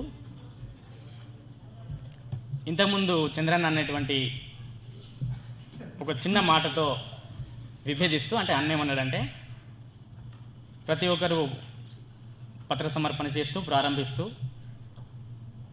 నాకు ఇచ్చినటువంటి అంశం అని ప్రారంభిస్తారు, కానీ నేను తీసుకున్నటువంటి అంశం అని చంద్రన్న ప్రారంభించాడు. నేను కొంత విభేదిస్తూ నాకు ఇచ్చినటువంటి అంశమే, there is no chance for me. ఎందుకంటే నిర్వాహకులు నాకు ఫోన్ చేసి మీరు ఈ అంశం మీద పత్రాన్ని సిద్ధం చేసుకుందని చెప్పారు. కాబట్టి నాకు ఇచ్చినటువంటి అంశం చివరి గుడిసే పీడన స్వభావం. నవల శీర్షికలోనే పీడన దాగింది. చివరి గుడిసె, విసిరేయబడినటువంటి గుడిసె, గ్రామానికి అవతలగా ఎక్కడో పొలిమేర లోపల విసిరేయబడినటువంటి గుడిసె, అది కూడా ఒకే గుడిసె. ఒకే గుడిసె ఎందుకైంది అనేటువంటిది మళ్ళీ తర్వాత చూద్దాం. కాబట్టి నవల శీర్షికలోనే పీడన స్వభావం మనకు ప్రస్ఫుటంగా అర్థమవుతుంది. ఇక లోపలికి వెళ్తే మొట్టమొదటగా నవల నా చేతిలోకి తీసుకొని పేజీలు తిరిగేస్తున్నటువంటి క్రమంలో మొదటి పేజీల్లో నాకు పరిచయమైనటువంటి వాక్యాలు అదృష్టవశాత్తు సమావేశానికి అధ్యక్షత వహించినటువంటి డాక్టర్ అంబటి సురేంద్రరాజు గారివి.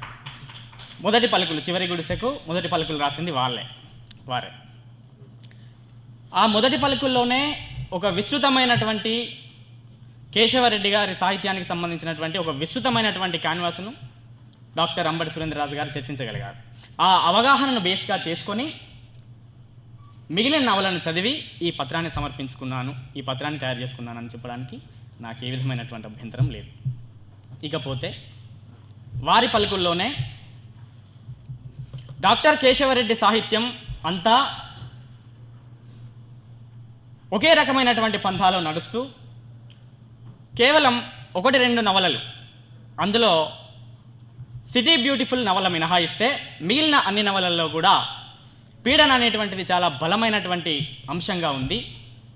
ఒక్క రాముడుండాడు రాజ్యముండాది అనేటువంటి నవలలో బక్కిరెడ్డి అనేటువంటి పాత్రకు మాత్రమే కొంత భూమి సాగు చేసుకోవడానికి అనువుగా ఉన్నది. కానీ మిగిలినటువంటి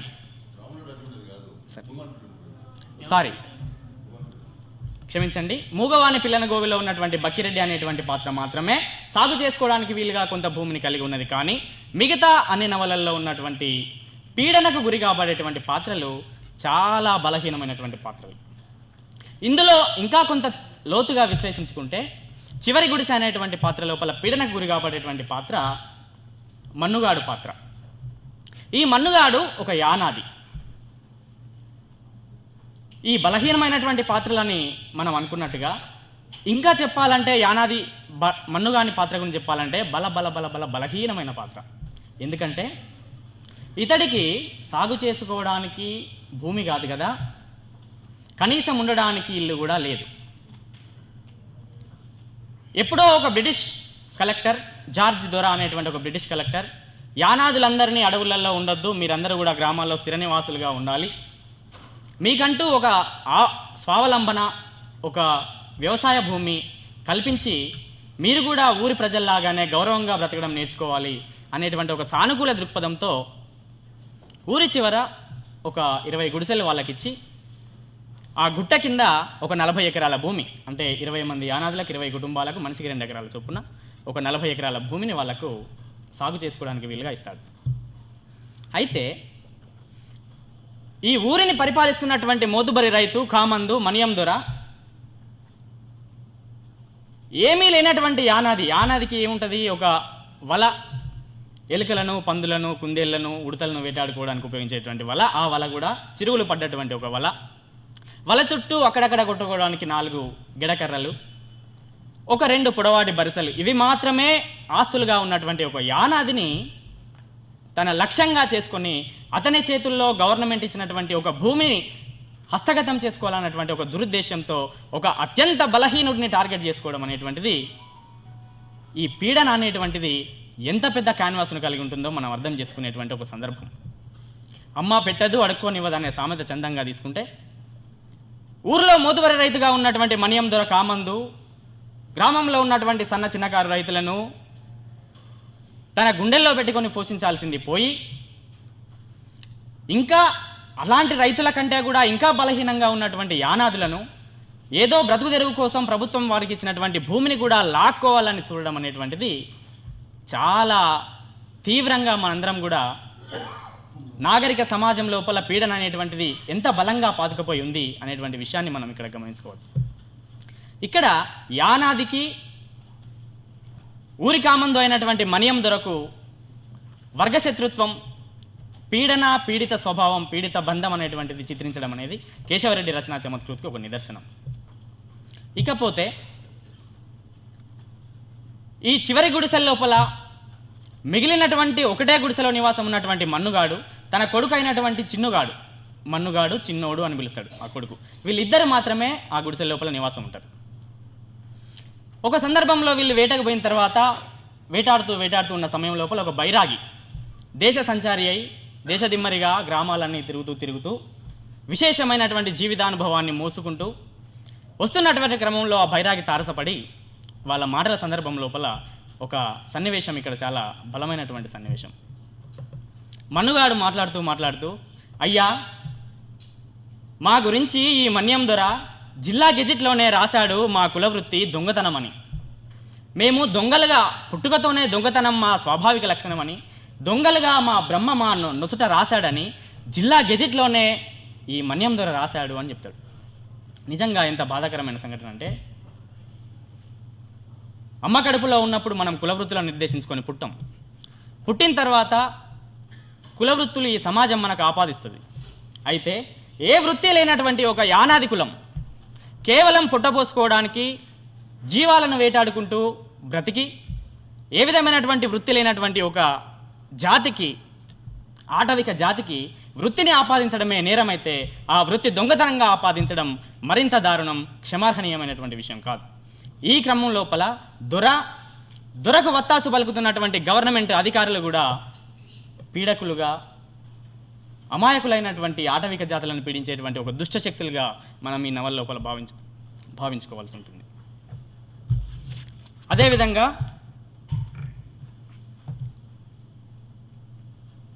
40 ఎకరాలను వాళ్ళ కాయ కష్టంతో చదును చేసుకొని సంవత్సరాల తరబడి ఆ భూమిని వ్యవసాయ యోగ్యంగా మార్చుకున్న తర్వాత ఆ భూమి మీద ఈ మన్యం దొర కన్నుబడుతుంది. కన్నుబడిన తర్వాత వాళ్ళందరినీ అక్కడి నుండి ఎలా పారద్రోలాలి, ఆ భూమిని హస్తగతం ఎలా చేసుకోవాలని ఆలోచించి ఆ క్రమం లోపల ఒక్కొక్కరి మీద దొంగతనం జిల్లా గెజిట్లోనే రాయించాడు కదా గవర్నమెంట్ ప్రభుత్వాధికారుల వత్తాసుతో. కాబట్టి గ్రామం లోపల ఏ విధమైనటువంటి దొంగతనం జరిగినా యానాదులను పడకరా పోన్రా, వాడే చేశాడు ఈ దొంగతనం అని ఒక్కొక్క యానాదిని టార్గెట్ చేస్తూ ఆ యానాదిని తీసుకురావడం, విపరీతంగా కొట్టడం. ఎందుకంటే దొరకు అడ్డు చెప్పే వాళ్ళు ఎవరు ఆ ఊరి లోపల లేరు.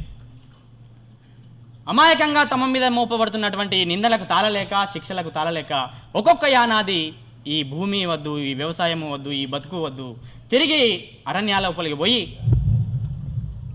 ఆ ఉడతలను, ఆ కుందేళ్లను, ఆ జింకలను వాటిని వేటాడుకుంటూ బతకడమే సుఖంగా ఉంది అని చెప్పి మళ్ళీ గో బ్యాక్ టు నేచర్. అంటే ఇక్కడ ఈ భూస్వామి మనియం దొర టార్గెట్ చేసుకున్నది కేవలం యానాదులను కాదు. యానాదులు కూడా మనుషులే, వాళ్ళకు కూడా సొంత భూమి ఉండాలి, వాళ్ళు కూడా గౌరవంగా బ్రతకాలి, తమ తిండి గింజలను, తమ ఆహారాన్ని తామే సంపాదించుకోవాలని అనుకున్నటువంటి ఒక గవర్నమెంట్ యొక్క ప్రజాస్వామ్యబద్ధమైనటువంటి ఆలోచనను కూడా ఇక్కడ ఈ దొర టార్గెట్ చేసుకున్నట్టుగా మనకు. చివరగా విన్నటువంటి ఎన్ని శిక్షల కేసినా కూడా మొండిగా అక్కడే ఉండి వ్యవసాయం చేసుకున్నటువంటి వాళ్ళను అక్రమంగా కేసుల్లో ఇరికించి 2-3 సంవత్సరాలు జైల్లోకి పంపించడం మొదలుపెట్టాడు. ఇక జైల్లోకి పోయిన తర్వాత కూడా వాళ్ళ పట్టుదలను విడిచిపెట్టి ఆ జైలు నుండి విడుదలైన తర్వాత మళ్ళీ ఊరువైపు రాకుండా అట్నున్నట్టే అడవుల లోపలికి పోయాడు. ఆ క్రమం లోపల 40 ఎకరాలు ఈ దొర హస్తగతం చేసుకోవడం జరిగింది. చూడండి, ఒక బక్క రైతులను, ఒక బలహీనమైనటువంటి వర్గాన్ని ఒక కామందు టార్గెట్ చేస్తే ఈ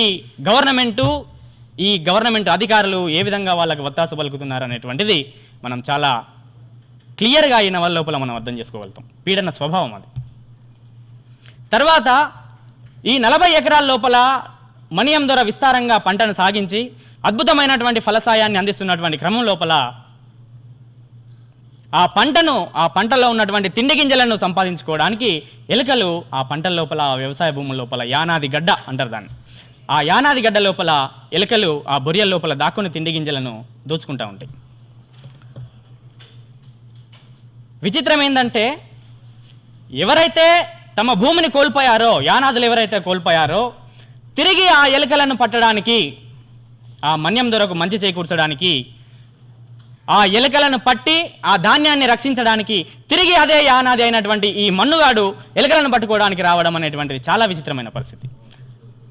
నీ వస్తువును తీసుకుపోయింది ఒకడు, వాని వస్తువును తీసుకుపోయింది వేరొకరు, ఆ వస్తువును వెతికి పట్టడానికి మళ్ళీ నువ్వే పోతున్నావు. చూడండి, అంటే ఇక్కడ దోపిడీ అనేటువంటిది ఒక్కొక్క స్టేజ్, ఒక్కొక్క రూపాంతర జంతువు వస్తుంది. ఈ ఎలుకలు తీసుకుపోయినటువంటి ధాన్యం ఎక్కడో పాతాళ లోకం లోపల బొరియలు చేసుకుని అక్కడ దాచుకుంటే ఈ మన్నుగాని కొడుకు చిన్నుగాడు పోయి ఆ బొరియల లోపల పొగబెట్టి ఊదరబెట్టి తమ గొంతు లోపల ఉన్నటువంటి ఆఖరి శ్వాస పోయేంత వరకు ఊది ఊది ఊది ఆ ఎలుకలను మట్టుబెట్టి ఆ ఎలుకలు దాచుకున్నటువంటి ధాన్యాన్ని వీళ్ళు తీసుకుంటారు. దోపిడీ చేసింది ఒకరు, ఆ దోపిడీ చేసిన దోచుకున్నది ఒకరు, ఆ దోపిడీదారుని చంపి అక్కడ ఉన్నటువంటి ధాన్యాన్ని తీసుకున్నది మరొకరు. ఇది స్టెప్ బై స్టెప్ దోపిడీ యొక్క స్వభావం అనేటువంటిది రూపాంతరాలుగా చెందుతూ వస్తుంటుంది. ఇక్కడ పాశ్చాత్య సాహిత్యంలో ఉన్నటువంటి రాబిన్ హుడ్ అనేటువంటి పాత్ర కొంత ఎలుక రూపంలో మనకు సాక్షాత్కరిస్తుంది. అంటే ఉన్న వాళ్ళను దోచుకొని లేని వాళ్ళకు పెట్టేటువంటి ఒక రాబిన్ హుడ్ అనేటువంటి ఒక పాత్ర ఇక్కడ ఎలుక లోపల నాకు కనబడింది.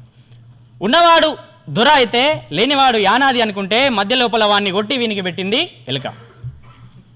కాబట్టి భూమి మీద ఉన్నటువంటి దోపిడీనే కాదు, పాతాళ లోకంలో జరిగినటువంటి ఎలుక చేసినటువంటి దోపిడీని కూడా ఒక విస్తృతమైనటువంటి క్యాన్వాస్గా మన ముందుకు తెచ్చినటువంటి రచన కేశవరెడ్డి చివరి గుడిసె నవల. తర్వాత మన్నుగాడు చిన్నుగాడు ఇద్దరు ఆ ఎలుకలను పట్టి గుడిసెలకు వచ్చి దొరికినటువంటి ఎలుకలను వండుకొని తిన్న తర్వాత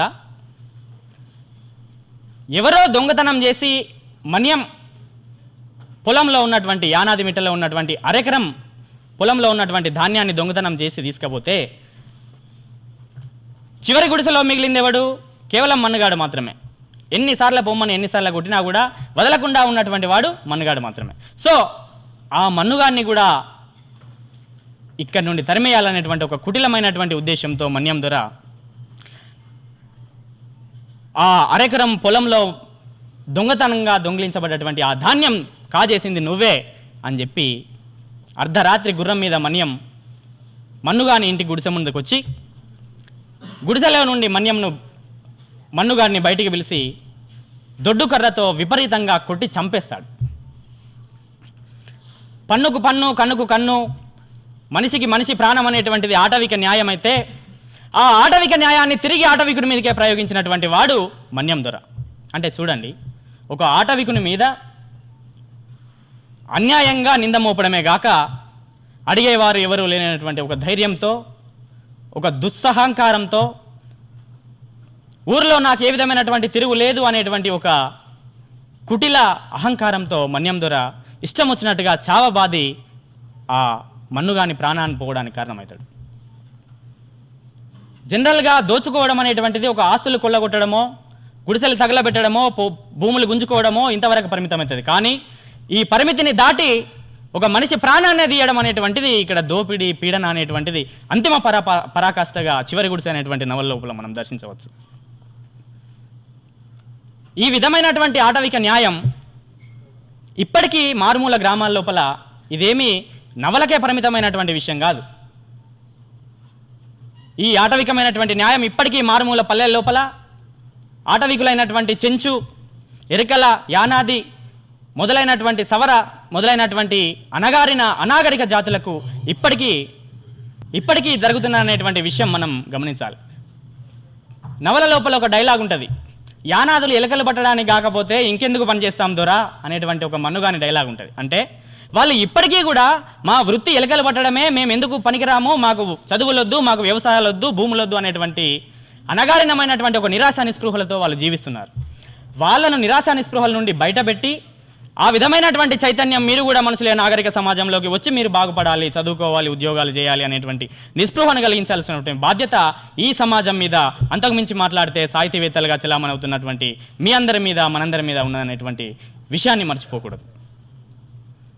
ఇలాంటి గురుతరమైనటువంటి బాధ్యతను తట్టిలేపేటువంటి నవలలు రచనాకారులు, సాహితీకారులు మున్ముందు ఇంకా రావాలి. మున్ముందు రచయితలుగా, సాహితీవేత్తలుగా తయారయ్యేటువంటి మీరందరూ కూడా, మనందరం కూడా ఆ విధమైనటువంటి ధోరణి, ఆ విధమైనటువంటి ఆలోచన పంతాన్ని అలవాటు చేసుకోవాలని మరొకసారి మనవి చేస్తూ, చివరిగా ఒక మాట.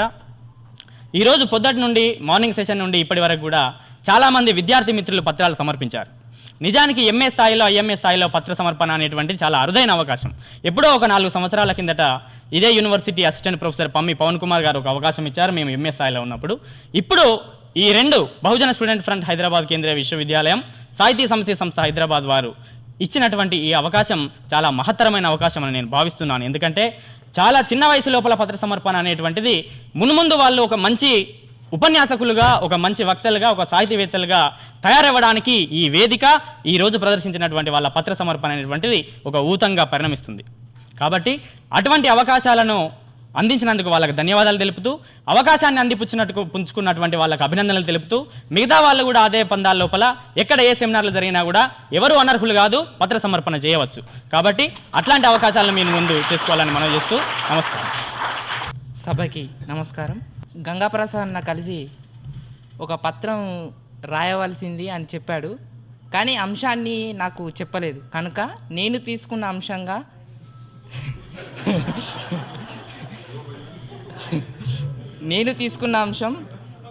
శ్మశానం దున్నేరు నవల సామాజిక వైరుధ్య చిత్రణ. ఈ అంశం తీసుకోవడానికి గల ప్రధాన కారణం ఏమిటంటే, ప్రస్తుత కాలంలో కులం గురించి ఎక్కువ చర్చలు జరుగుతూ ఉన్నాయి. అలాగే ఈ నవల్లో కులాల మధ్య, ఉపకులాల మధ్య ఎలాంటి వైరుధ్యాన్ని చిత్రించాడు నవల రచయిత అనేది చెప్పడం ఈ పత్ర ముఖ్య ఉద్దేశం. సమాజం మనుషుల సామూహికం అనుకున్నప్పుడు మనుషుల మధ్య వైరుధ్యం ఉంటుంది. ఈ వైరుధ్యంలోకి అనివార్యంగా కులం వచ్చి చేరింది. డాక్టర్ దార్ల వెంకటేశ్వరరావు గారు ఈ కులం గురించి చెప్తూ కులం ఎట్లా వైరుధ్యంలోకి వచ్చిందని వివరించారు. అయితే ఈ కులాల మధ్య ఎలాంటి వైరుధ్యాలు ఉన్నాయి, ఆలోచనలో, సంస్కృతి సంప్రదాయాల్లో, కట్టుబాట్లలో, జీవన విధానంలో ఎలాంటి వైరుధ్యాలు ఉన్నాయో ఈ నవల మనకు చెప్తుంది. భూస్వాముల ఆధిపత్యాన్ని, ఆగడాల్ని, ఆదాయ మార్గాన్ని ప్రశ్నిస్తూ ఎదిరిస్తే జరిగే సంఘర్షణ, ఆ ఘర్షణలో అగ్రకులాలు, కింది కులాల అంతరాన్ని ఉపయోగించుకొని కులాల మధ్య, తెగల మధ్య ఐక్యతను దెబ్బతీయడానికి చేసే కుట్రలు, అందుకు కింది కులాల్లో ఉన్న వైరుధ్యాలు ఎక్కడికి దారి తీస్తున్నాయో చెప్తుంది ఈ నవల. ముఖ్యంగా ఈ నవల్ని నేను ఒక 5 విభాగాల కింద విభజించుకొని చర్చించడం జరిగింది. మొదటి విభాగం కింద మాలలకు సంబంధించిన వైరుధ్యం. ఈ నవల్లో కేశవరెడ్డి గారు హరిజనులు అనే పదం మాత్రమే వాడారు. ఎందుకంటే ఇది 1979లో రాసిన నవల, కానీ కథ మాత్రం 1970కి సంబంధించింది. అప్పటికి తెలుగునాట దళిత ఉద్యమం అంత ప్రభావంగా లేదు కనుక హరిజనులు అనే పదం మాత్రమే ఉపయోగించాడు. దీన్ని ఆలోచిస్తే దీనిపైన ఏమైనా గాంధీ ప్రభావం ఉందా అనే కోణం నుంచి కూడా ఆలోచిస్తే మళ్ళీ అదొక పెద్ద చర్చ అవుతుంది. దాని జోలికి వెళ్లకుండా ఈ నవల మొదట్లోనే హరిజనవాడలోని 30 కుటుంబాలు పోగనాటి తెగవి, వీరభద్రుని కుటుంబం ఒక్కటి మాత్రం రంపాల తెగకు సంబంధించిందని చెప్పడం వల్ల మొదట్లోనే నవల రచయిత ఈ రెండు తెగల మధ్య ఉన్న వైరుధ్యాన్ని చిత్రించడం జరిగింది. అలాగే ఈ ఉపతెగల మధ్య సాంస్కృతిక వైరుధ్యం ఎలా ఉందని మనం గమనించినట్లయితే ఈ చుట్టుపక్కల ఏడన్నా ఇద్దామంటే అయ్యే పని కాదు అంటున్న రాజీ గొంతుల్లోనూ బరువున్నట్టుంది. నువ్వు ఇస్తానన్నా తీసుకునేటోడెవరు, ఈ పక్కన పోక నాటోళ్ళ గుంపే కదా, రంపాల పిల్లగాడు మందుకు కావాలన్నా దొరకడు. అంటే మనం ఒక సామెత చూసినట్లయితే ఒక తెగల మధ్య కంచం పొత్తుండి మంచం పొత్తు లేకపోవడం మనం సమాజంలో మనకు వినిపించే సామెతనే. అంటే ఉపతెగల మధ్య వివాహ సంబంధం లేకపోవడం మనం గమనించవచ్చు. దీన్నే డాక్టర్ బిఆర్ అంబేద్కర్ గారు కులంకు మాత్రమే ప్రత్యేకమైన విలక్షణ గుణం ఏదైనా ఉంటే అది అంతర్వివాహం మాత్రమే అని మనకు చెప్పారు. ఎట్లా అంటే ఒక కులం ఇది ప్రత్యేకమైన కులం అని గుర్తించడానికి అంతర్వివాహమే మనం గుర్తించదగిన అంశంగా చెప్పారు. అలాగే శ్మశానంలో 92 నాణాలు దొరికినప్పుడు పంచుకోవాలనే తగాద వచ్చినప్పుడు తక్కువ జాతి వాడమని రంపాల తెగకు చెందిన వీరభద్రునికి ఆ నాణాలు ఇవ్వరు. ఈ రంపాలోడు ఈ తక్కువ జాతోడు మనతో సమానం భాగం కావాలంటాడా, జాతిలో సమానం కాకుంటే భాగం మాత్రం సమానంగా ఎట్లుంటుంది అని అన్న మాటల వల్ల సమాజంలో ఉండే నిచ్చెనమెట్ల కుల వ్యవస్థను రచయిత చిత్రించినట్లు అయింది. అలాగే బీసీల హరిజనుల మధ్య సావకారి అంటే కోమటి హరిజనుల మధ్య, కోమటి బీసీల మధ్య, కోమటి రెడ్ల మధ్య ఒక వైరుధ్యాన్ని ఎట్లా చూపించాలని చెప్పడం జరిగింది.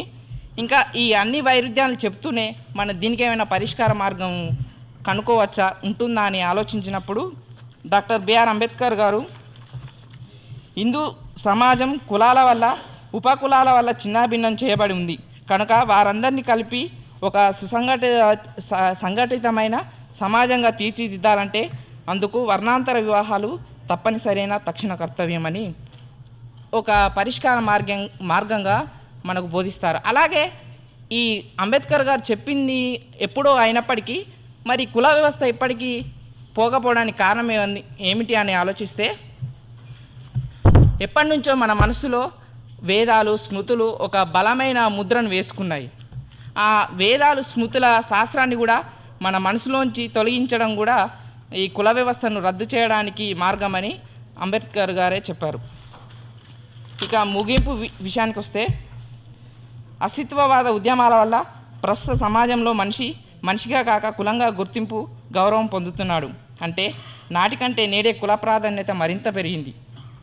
అలాగే కులాల మధ్య భిన్న అభిప్రాయాలు వ్యక్తమవుతున్నాయి. ఇలాంటి పరిస్థితుల్లో శ్మశానం దున్నేరు నవల్లోని వైరుధ్య చిత్రణను అధ్యయనం చేయడం ద్వారా ఏంటి ప్రయోజనం అని అనుకున్నప్పుడు వర్గాల మధ్య కులాల మధ్య ఎలాంటి వైరుధ్యాలు ఉన్నాయో తెలుసుకోవడం వల్ల వాటిని పరిష్కరించుకునే ప్రయత్నం చేయడం. అలాగే ఈ నవలకు ఇచ్చిన ముగింపు వల్ల తాడిత జనమంతా ఐకమత్యమై పీడితదారులపై పోరాడవలసిన ఆవశ్యకతను తెలుపుతుంది. ఇలా కులాల మధ్య వైరుధ్యాల్ని ఎత్తుచూపుతూనే బడుగు బలహీన వర్గాలంతా ఏకం కావాలన్న ఆలోచనలు ఈ నవల అందిస్తుంది. బుద్ధి వికాసమే ఆనందమని, ఆలోచన రేపేదే ఉపదేశం అన్న కొడవగడి గంటి కుటుంబరావు మాటలు ఇక్కడ గుర్తుకు వస్తాయి. Thank you. గురు బృందానికి నా యొక్క నమస్కారాలు. ఎందుకో ఏమో తెలియదు కానీ ఒక చిన్న విషయం చెప్తాను. హాల్లో ఏసీ ఉందో లేదో తెలియదు కానీ ఫ్యాన్ కూడా ఉందో లేదో తెలియదు కానీ అక్కడ కూర్చుంటే మాత్రం చెమటలు అదే విధంగా వస్తూనే పోతున్నాయి. ఆ చివరి వరకు లేకపోతే మాకన్నా ముందున్న వాళ్ళకి ఇట్లా పెద్ద పెద్దలు మాట్లాడారు. లేకుంటే చివరిలో పత్ర సమర్థన చేస్తున్నామని అందుకో ఏమో కానీ చేసిన వాళ్ళు కూడా స్టేజ్కి దిగిపోవడం వల్ల మా దాంట్లో మరీగా ఏ విధంగా అంటే ఉన్న విషయం చెప్పుకోవాలని నేను చెప్తున్నాను. సరే, నా పత్రానికి వచ్చేస్తే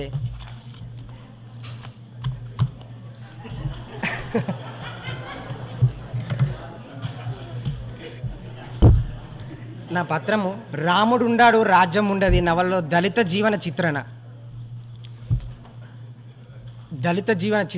ఇందులో ఇందాక రాముడు ఉండాడు రాజ్యం ఉండది అనే నవల గురించి మన సమ్మెట నాగమల్లేశ్వర్ సార్ గారు ఇందాక ఆల్రెడీ నవల గురించి దాదాపు మొత్తం వివరించాడు. ఇక నేను చెప్పాల్సింది దాదాపు ఇందులో నవల జీవన చిత్రంలో కొన్ని పాత్రలు మాత్రం తీసుకొని ఒక 2-3 పాత్రలను, దళితులు ఉన్నారు ఇందులో, దళితేతరులు కూడా ఉన్నారు కాబట్టి అందులో కొన్ని పాత్రలను వివరించి ముగించుకుంటాను. ఎందుకంటే నా తర్వాత కూడా వాళ్ళు కూడా ఉన్నారు కాబట్టి వీలైనంత మటుకు తొందరలోనే ముగించుకుంటాను. ఓకే సార్, అదే నేను కూడా ఏమనుకున్నానంటే సార్ గారు చెప్పగానే ఇమ్మీడియట్లీ నాకు తర్వాతనే నెక్స్ట్ ఛాయిస్ ఇస్తే వీలైనంత మటుకు నేను కూడా కొనసాగించుదామని అనుకున్నాను అట్లనే తొందరగా. కానీ ఎందుకేమో సభాధ్యక్షులు గారికి ఇట్లా ఒప్పుకోరు, ఇంకా నెక్స్ట్ ఇక్కడ ప్రింట్ కూడా ఒప్పుకోలేరనే ఉద్దేశంతోనే నేను కూడా తర్వాతనే చెప్పడానికి వీలైంది. అయితే రాముడు ఉండరు రాజ్యం ఉండేది నవలలో దళిత జీవిత చిత్రణ కొన్ని పాత్రలను తీసుకొని మీ ముందు ఉంచాను. కేశవరెడ్డి గారు రాసిన నవల అన్నిటికన్నా భిన్నమైన, అందరి పాఠకులకు ఆలోచింపచేసే నవలగా చెప్పవచ్చు. రాముడుండాడు రాజ్యం ఉండేది అనే నవలలో వలస జీవితాన్ని, చిత్తూరు జిల్లాను మాత్రమే తీసుకొని మనం ముందుకు తీసుకొచ్చాడు. ఆ ఒక్క ప్రాంతమే కాక ఇలా అనేక ప్రాంతాలు వలస జీవితాన్ని ఈ ఆధునిక కాలంలో మరింతగా ఎక్కువగా పట్టణాలకు వలసలుగా రావడం మనం గమనించదగిన విషయం. ఈ నవల దాదాపు 1887లో దాదాపు వచ్చేసిరని అనుకుంటున్నాను. అప్పుడే చిత్తూరు జిల్లాను తీసుకొని కేశవరెడ్డి గారు మన ముందుకు వలస జీవితాన్ని ఏ విధంగా ఉందో వివరించాడు. అప్పటి నుండి ఇప్పటి వరకు చిత్తూరు జిల్లానే కాకుండా ఆంధ్రప్రదేశ్ అయినా, తెలంగాణ అయినా ఇలాంటి ప్రాంతాలు ఆ ఒక్క ప్రాంతమే కాకుండా ఇప్పుడు ఆధునిక కాలంలో చూస్తే ఇంకా వలస జీవితం అనేది చాలాగా పెరిగిపోయిందని మనం ఈ నవలను బట్టి మనం అర్థం చేసుకోవచ్చు. ఇందులోని దళితులు ఉన్నారు, దళితేతరులు ఉన్నారు కాబట్టి అందులో కొన్ని పాత్రలు మీ ముందు ఉంచి ఒక 2-3 పాత్రలను చెప్పి నేను ముగించుకుంటాను పాత్రని. ఆ గ్రామంలోని మాలపల్లిలోని గ్రామం గురించి వివరిస్తున్నాను. ఆ గ్రామంలోని మాలపల్లి పనుల సంగతి చూస్తే ఇతర రైతుల పరిస్థితి ఇది. మాలపల్లిలోని రైతు ఆగి ఇలా మాట్లాడతాడు. ఈ నమ్మ మాలల్లో ఒక్కడైనా కూలి పని చేసుటకు దొరుకుతలేరు. వారం దినాల నుంచి వెతుకుతున్నా ఎవరిని పిలిచినా పెద్దనాయుడికి మాటిచ్చినా అని అంటారు. అప్పుడు పుల్లిగాడు దీనికి సమాధానంగా చెప్తాడు. మాలలను తిట్టి ఏం లాభం స్వామి, గిట్టుబాటు కాని పనులు ఎట్లా వస్తారు అన్నాడు. అప్పుడు రైతు అన్నాడు, గిట్టుబాటు కాకపోవడం ఏందిరా, దినానికి 6 రూపాయలు ఇస్తున్నాను కదా అన్నాడు. అప్పుడు పులిగాడు అన్నాడు, నువ్వు 6 రూపాయలు ఇస్తున్నావు అంతేకాదా, పెద్దనాయుడు గారు 6 రూపాయలు ఇచ్చి 3 పూటల సంగటి కూడా ఇస్తున్నాడు. ఇలాంటప్పుడు కూలీల్లో నీ దగ్గర పనికి వస్తారా అని పులిగాడు అన్నాడు. అదేవిధంగా ఇంకో పాత్రను వివరిస్తే, రెక్కాడితేనే డొక్కాడుతుంది అనే బీద కుటుంబంలో వారు కుల వృత్తిని చూసుకుంటే బ్రతుకుతున్న ఒడ్డుల రాయిని కొట్టుకుంటూ వారి జీవనం గడుపుచున్న అలాంటి ఒకరోజు ముత్యాల నాయుడు, సిల్కు జబ్బా మనిషి ఇద్దరు కలిసి ఒడ్డోని దగ్గరకు పోగా, ఒడ్డోడు ఏమీ కావాలి స్వామి అని అడిగాడు. రాతి స్తంభాలు ఉన్నాయా అని అన్నాడు. కావాల్సిన స్తంభాలు చూసినాక ఒకటి ఎంత ఇస్తావు అని ముత్యాల నాయుడు అన్నాడు. అప్పుడు ఒడ్డైన, ఒక్కటికి 40 రూపాయలు ఉంటుంది స్వామి, 2 కావాలంటే 70 రూపాయలు, రెండు కావాలంటే 70 రూపాయలు అని చెప్పాడు అన్నాడు. ముత్యాల నాయుడు వచ్చి సిల్కు జబ్బా మనిషి చూసి, ఓరిని వీటికి 70 రూపాయలు ఏందిరా, ఇవి రాతి కుశలాల బంగారు కడ్డీలా అన్నాడు ఒడ్డాయన. రాళ్ళను అడ్డం పెట్టుకొని బతుకుతున్నామని భగవంతుడు మా నొష్టిన రాశాడు స్వామి, మా ప్రాణాలకు ఈ రాతి స్తంభాలే బంగారు కడ్డీలు అన్నాడు. ఊరికే మాటలేమిటికిరా ఒడ్డోడా, బేరం 2 స్తంభాలు కలిసి 60 రూపాయలు ఇవ్వు అన్నాడు. ఒడ్డోడు అప్పుడు రాజు స్వామి అన్నాడు. ఇలా చూస్తే ఇలా ముత్యాల నాయుడు వృత్తి కులాల్లో పూట గడవడమే కష్టం అనుకునే సమయంలో వృత్తి పని చేసుకొని బ్రతుకుతున్న ఒడ్డోని రాతికి బేరం కుదరనీయకపోవడం, వృత్తినే నమ్ముకొని బ్రతుకుతున్న ఒడ్డోని ఎంత కష్టం సరిపడని విధంగా గిట్టుబాటు కాకపోవడం ఇందులో మనం గమనించవచ్చు. తిరుపల నాయుడు అనే రైతు పొలం కోసం తీసుకున్న అప్పు కట్టలేదని బాకీవాడు వేలం నోటీసు పంపించినాడు. ఆ వేలం నోటీసులో ఇంకో పాత్ర ఇది.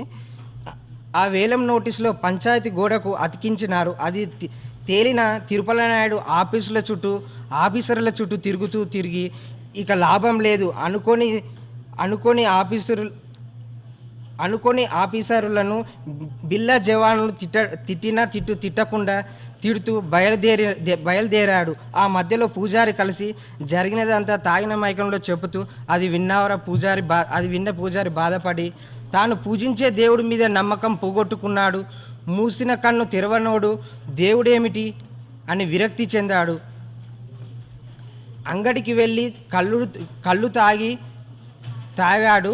అసలు ఈ పథకం అంతా గవర్నమెంట్ వానిది, గవర్నమెంట్ అంటే తెగని కత్తితో గొంతు కోసేవాడన్నమాట అని అనుకున్నాడు. ఇక పూజారి వృత్తిని మానుకున్నాడు. ముత్యాలనాయుడు తాళాలు అప్పగించాడు. ఇలా ఈ పాత్రలో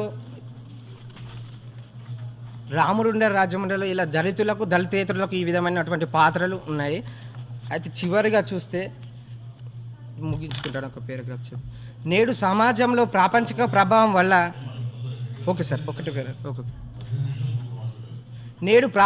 నేడు సమాజంలో ప్రాపంచిక ప్రభావం వల్ల కుల వృత్తులు నశించిపోతున్న వైనాన్ని ఈ నవలలో చూపించారు. ఈ నవలలో దళితులు ఉన్నారు, దళితేతరులు ఉన్నారు. కొలిమి పని గిట్టుబాటు కాని ఒక కంసాలి, కూలి పని గిట్టుబాటు కాని ఒక దినకూలి, బానిసలు కొలువుకు గిట్టుబాటు కాని ఒక బానిస, వ్యవసాయం గిట్టుబాటు కాని ఒక రైతును ఈ నవలలో చూపించారు. పల్లెల్లో తమకు వృత్తులు గిట్టుబాటు కాకపోవడం వల్ల పొట్ట చేతన పట్టుకొని పట్టణాలకు బయలుదేరే లారీ కోసం ఎదురు చూస్తున్న రోడ్డు పక్కన చింత చెట్టు కింద ఉన్న రైతు, కంసాలి జీతగాడు, ఒక కూలి చివర పూజారి మనకి ఈ నవలలో చివరి అధ్యాయంలో కనిపిస్తారు. ఇది నా యొక్క పత్రము. Thank you sir. సరస్వతికి నమస్కారం. బహుజన్ స్టూడెంట్ ఫ్రంట్ హైదరాబాద్ సాహితీ సమితి సంయుక్త ఆధ్వర్యంలో నిర్వహిస్తున్నటువంటి కేశవరెడ్డి సాహిత్యం ఈ ఒక్కరోజు సదస్సుపై మొదటి సభను దిగ్విజయంగా పూర్తి చేసిన దార్ల వెంకటేశ్వరరావు గారికి, అదేవిధంగా రెండవ సభకు అధ్యక్షత వస్తున్నటువంటి అంబటి సురేంద్రరాజు గారికి,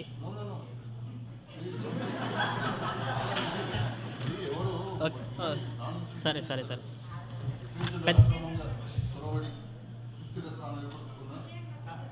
మిగిలిన పెద్దలందరికీ నా నమస్కారాలు. నా పత్రాంశం పేరు కేశవరెడ్డి నవలల్లో బైరాగి పాత్ర.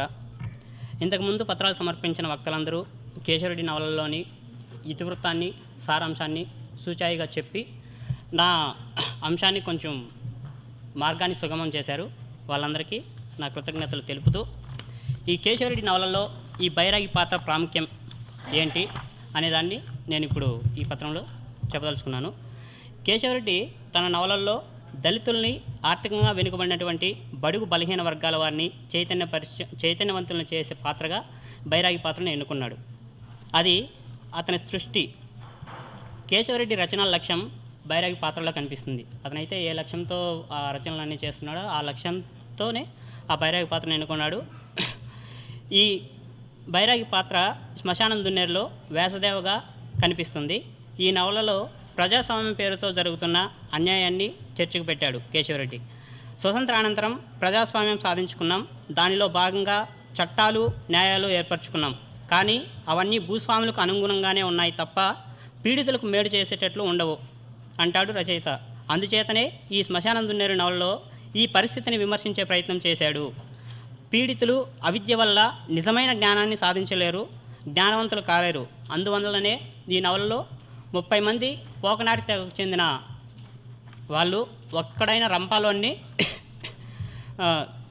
రంపాల తెగకు చెందిన వీరభద్రుడిని అంతమొందిస్తారు, చంపేస్తారనమాట.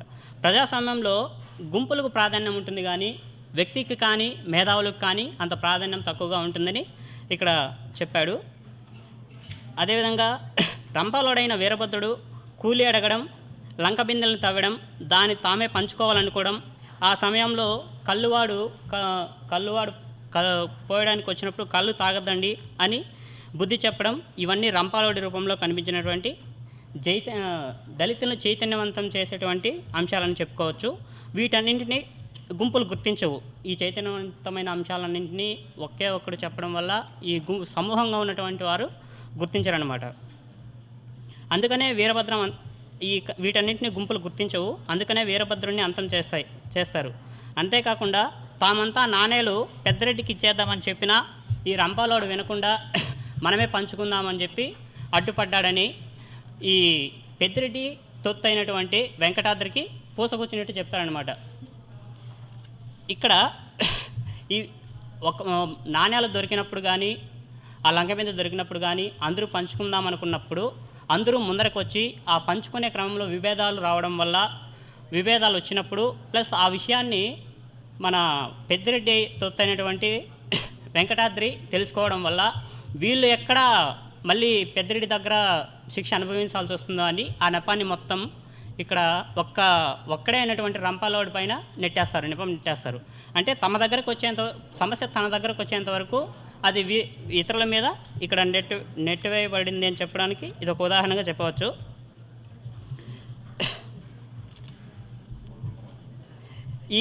ఈ జరిగిన విషయాలంతా వెంకటాద్రి ఈ విషయాలన్నింటినీ వీరభద్రుడు వ్యాసదేవుడికి చెప్తాడు. వ్యాసదేవుడు కూడా ఒకప్పుడు తన భూమిని కోల్పోయి మునసబు చేతిలో మోసానికి బలై తన భూమిని కూడా కోల్పోయి ఉంటాడనమాట. అందుకనే తన 10 ఎకరాల భూమి పోవడానికి కారణమైన మాలల పట్ల పెద్దిరెడ్డికి పట్ల ఎన్నో ఏళ్ళుగా నిరీక్షించి చూశాడు. వీరభద్రుడు చనిపోతూ ఈ పోగనాటోళ్ళంతా కలిసి ఆ వీరభద్రుడిని చంపేస్తారనమాట. ఈ వీరభద్రుడు చనిపోతూ వీరభద్రుని తెలివితేటలు జైల్లో ఉండిన మాలలకు ఈ వ్యాసదేవుడు ప్రబోధిస్తాడు. మనం అందరూ కలిసి ఒక నూతన భారతాన్ని తయారు చేయాలని మాలలను చైతన్యపరుస్తాడనమాట. ఇక్కడ ఈ మెయిన్ ఈ కేశవరెడ్డి నవలల్లో బైరాగి పాత్ర చేసేది ఏంటంటే దళితులు, అణగారిన వర్గాలు, పీడిత వర్గాలు ఎవరైతే ఉన్నారో వాళ్ళని చైతన్యవంతులను చేయడం ఈ బైరాగి యొక్క పాత్ర యొక్క ఈ ముఖ్య ఉద్దేశం. ఈ కేశవరెడ్డి నవలలో ఈ బైరాగి పాత్ర యొక్క ఉద్దేశం. ఈ శ్మశానం దున్నేరు నవలలో కానీ కేశవరెడ్డి నవలలో కానీ ఇదే అతను చేసిన ఈ బైరాగి పాత్ర ద్వారా అతను చెప్పించవలసింది ఇదే అన్నమాట. ఈ విషయాలన్నీ రచయిత ఎక్కడ మనకు కనిపించేలా రాయడు. గుడిలో నాటిన శూలాలు మాయమైపోవడం, చివరికి ఆ శూలాలతోనే పెద్దిరెడ్డిని చంపేశారని నవలు ముగిస్తాడు. దీన్ని బట్టి వ్యాసదేవ పాత్రను మనం అర్థం చేసుకోవచ్చు. అంటే ఇక్కడ మాలు పోకనాటోళ్ళు, రంపాలోడు, వ్యాసదేవుడు వీళ్ళంతా పోకనాటోళ్ళు రంపాలోని చంపేసినప్పుడు పోలీసు వాళ్ళు వచ్చి ఎంక్వైరీ చేస్తారనమాట. ఊర్లోకి వచ్చి ఎంక్వైరీ చేస్తే అప్పుడు ఆ నెపం అదంతా చివరికి పెద్దిరెడ్డి చుట్టుకుంటుంది. అతడు తనకున్న రాజకీయ పలుకుబడిని ఉపయోగించుకొని వీళ్ళని రంపాలోని పోకనాటోల్ని పెద్దిరెడ్డికి తొత్తైన బహుజనుడైన వెంకటాద్రిని ప్లస్ ఈ వ్యాసదేవుని ముగ్గురిని జైలుకి పంపిస్తాడనమాట. అప్పుడు ఆ జైల్లో ఉన్నప్పుడు ఆ బైరాగి వేషంలో ఉన్న వ్యాసదేవుడు వాళ్ళందరినీ చైతన్యపరిచి చివరికి మనం పెద్దిరెడ్డి కోసం పనిచేసినా కూడా పెద్దిరెడ్డి చివరికి మనల్నే అవమానించి మనల్నే జైలుకి పంపించాడు, కాబట్టి మనం అందరూ కలిసికట్టుగా ఉండాలి అని చెప్పి వాళ్ళు జైల్లో ఒక పథకాన్ని పన్నుకొని, అంటే పెద్దిరెడ్డి జైలు నుంచి బయటకు వచ్చిన తర్వాత పెద్దిరెడ్డిని ఏ విధంగా చంపాలని ఒక ప్లాన్ వేసుకుంటారు. ఈ పెద్దిరెడ్డి విజయం సాధించిన తర్వాత గుడిలో మొక్కుంటాడనమాట. శివాలయంలో మొక్కుంటాడు. ప్రతి ఏటా ఘనంగా పూజలు జరిపించి సంవత్సరానికి 3 శూలాలు నాటిస్తానని మొక్కుంటాడు. యాక్చువల్గా ఇక్కడ 10 సంవత్సరాల తర్వాత వీళ్ళందరూ జైలు నుంచి రిలీజ్ అయిన తర్వాత 10 శూలాలు అంటే సంవత్సరానికి 3 శూలాల చొప్పున 30 శూలాలు ఉంటాయి. 11వ సంవత్సరంలో కూడా 3 శూలాలు నాటించడానికి రెడీగా పెట్టుకుంటాడు అనమాట. అంటే ఆ 33 శూలాలు అతను అక్కడ గుళ్ళో ఉంటాయన్నమాట. అయితే పెద్దిరెడ్డి 11వ సంవత్సరం నాటడానికి సిద్ధంగా ఉంచబడిన 3 శూలాలు కూడా అక్కడ కనిపించకుండా పోతాయి. అంటే అప్పుడు జైల్లో నుంచి రిలీజ్ అయ్యి వచ్చిన తర్వాత వాళ్ళు పోకనాటోళ్ళు కానీ మన వ్యాసదేవ కానీ మన ఇది వెంకటాద్రి నాయుడు కానీ ఆ శూలాలను తీసేసుకొని ఉంటారంట ముందుగానే వచ్చి. అంటే ఇంకా పూజ జరుగుతుందనగా వచ్చి దానికి ముందే వచ్చి ఈ 33 శూలాలని తీసేసి ఉంటారంట. ఇక్కడ ఏం చెప్పదలుచుకున్నానంటే సిద్ధంగా ఉంచమని 3 శూలాలు కూడా కనిపించకుండా పోతాయి. వాటిని తనను చంపడానికి తీశారు అనుకోకుండా ఇనుము కరిగించుకోవడానికి తీశారేమో అనే భ్రమలోనే ఉంటాడు పెద్దిరెడ్డి. 32 మందిని చంపుదామని నాటిన శూలాలే అతన్ని చంపడానికి ఉపయోగపడ్డాయి. ఈ చైతన్యానికి కారకుడు వ్యాసదేవుడు. అంటే జైల్లో వాళ్ళని చైతన్యవంతం చేశాడు కదా, ఇట్లా చేయాలని ఈ చంపడానికి ఉపయోగపడి ఈ చైతన్యానికి కారకుడు వ్యాసదేవుడు. ఈ విషయాలన్నింటినీ ఎక్కడా వాచ్యం చేయకుండా రచయిత నవలను ముగించాడు. దీన్నే కాల్పనిక సాహిత్యంలో ఈస్థెటిక్ డిస్టెన్స్ అంటారు. మరొక శిల్పమైన అంశం కూడా ఈ నవలలో కనిపిస్తుంది. 30 మంది పోకనాటి వాళ్ళు, ఒక వెంకటాద్రి నాయుడు, ఒక వ్యాసదేవ కలిస్తే 32 మంది అయ్యారు. కానీ అక్కడ 33 శూలాలు ఉన్నాయి. ఈ 32 మంది 33 శూలాలు ఏంటంటే ఉండేది 32 మంది, అక్కడ ఉన్న శూలాలు 33. ఇట్లా ఒక్కొక్కరు ఒక్కొక్క శూలం తీసుకెళ్ళినా కూడా ఇంకొక శూలం మిగిలిపోవాలి. అలా కాకుండా ఆ మిగిలిన శూలాన్ని కూడా వాళ్ళు పట్టుకొని వెళ్ళిపోతారు. ఆ మిగిలిన శూలం ఎవరిదంటే వీరభద్రుడిది. ఇక్కడ రచయిత ఏం చెప్పాడంటే, వీరభద్రుడు శూలం కల్పించకుండా చేయడం ద్వారా అంతకుముందు ఊరు నుండి వెలివేయబడ్డ తక్కువ జాతి కులమోళ్ళని రంపాలోని చెప్పిన రంపాలోని ఆలోచనలు కానీ అతని తెలివితేటలు కానీ వ్యాసదేవుని ద్వారా గుర్తించడం ద్వారా, అంటే రంపాలోని కూడా ఈ పోకనాటోళ్ళు కలుపుకొని వెళ్తారన్నమాట. ఇక్కడ తక్కువ కులం అని చెప్పిన వాళ్ళు రంపాలోని తెలివితేటల్ని వ్యాసదేవ ద్వారా గుర్తించడం వల్ల ఆ 30 మంది రంపాలోని కూడా కలుపుకున్నట్లు మనం భావించాలి. ఈ విధంగా శ్రామిక వర్గం భూస్వామి వర్గంపై తిరగబడడానికి మధ్యతరగతికి చెందిన వెంకటాద్రిని కలుపుకోవడం ద్వారా నిజమైన సమైక్యతను సాధించవచ్చని నిరూపించాడు రచయిత ఈ బైరాగి పాత్ర ద్వారా. ఆంగ్ల సాహిత్యంలో ఆర్కే నారాయణ్ మాల్గుడి గ్రామాన్ని సృష్టించినట్లే కేశవరెడ్డి తన నవలల్లో బైరాగి పాత్రను కూడా సృష్టించాడు. అక్కడ మాల్గుడి గ్రామము లేదు, ఇక్కడ బైరాగి పాత్ర లేదు, కేవలం ఇవన్నీ సృష్టి మాత్రమే. ఇలాగే కాకుండా ఈ చివరి గుడిసెలో కూడా మన్నుగాడు చిన్నుగాడిని వాళ్ళ కొడుకును గురించి బాధపడుతున్నప్పుడు మన కులవృత్తులే చేసుకోవాలని బతకాలని ఏం లేదు, కూలీ నాలి చేసుకొని కూడా బతకచ్చు అని ఒక దారి చూపించాడు ఈ బైరాగి. ఈ విధంగా ఇంకా చివరిలో ఆ మన్నుగాడు దొంగతనం చేశాడని నెపం వచ్చినప్పుడు ఆ మన్నుగాడిని చితకబాది అతడు ప్రాణాపాయ స్థితిలో ఉన్నప్పుడు అతడు వాళ్ళ కొడుకు గురించి ఆలోచిస్తున్నప్పుడు వాళ్ళ కొడుకు భరోసాను బైరాగి తీసుకొని మా అన్నం పెట్టి ఆదరించిన బైరాగి మనియాన్ని చంపాలని ఎంతో ఇదిగా ఉంటాడు. అక్కడ కూడా అప్పుడు ఆ చివరి దశలో ఉన్నప్పుడు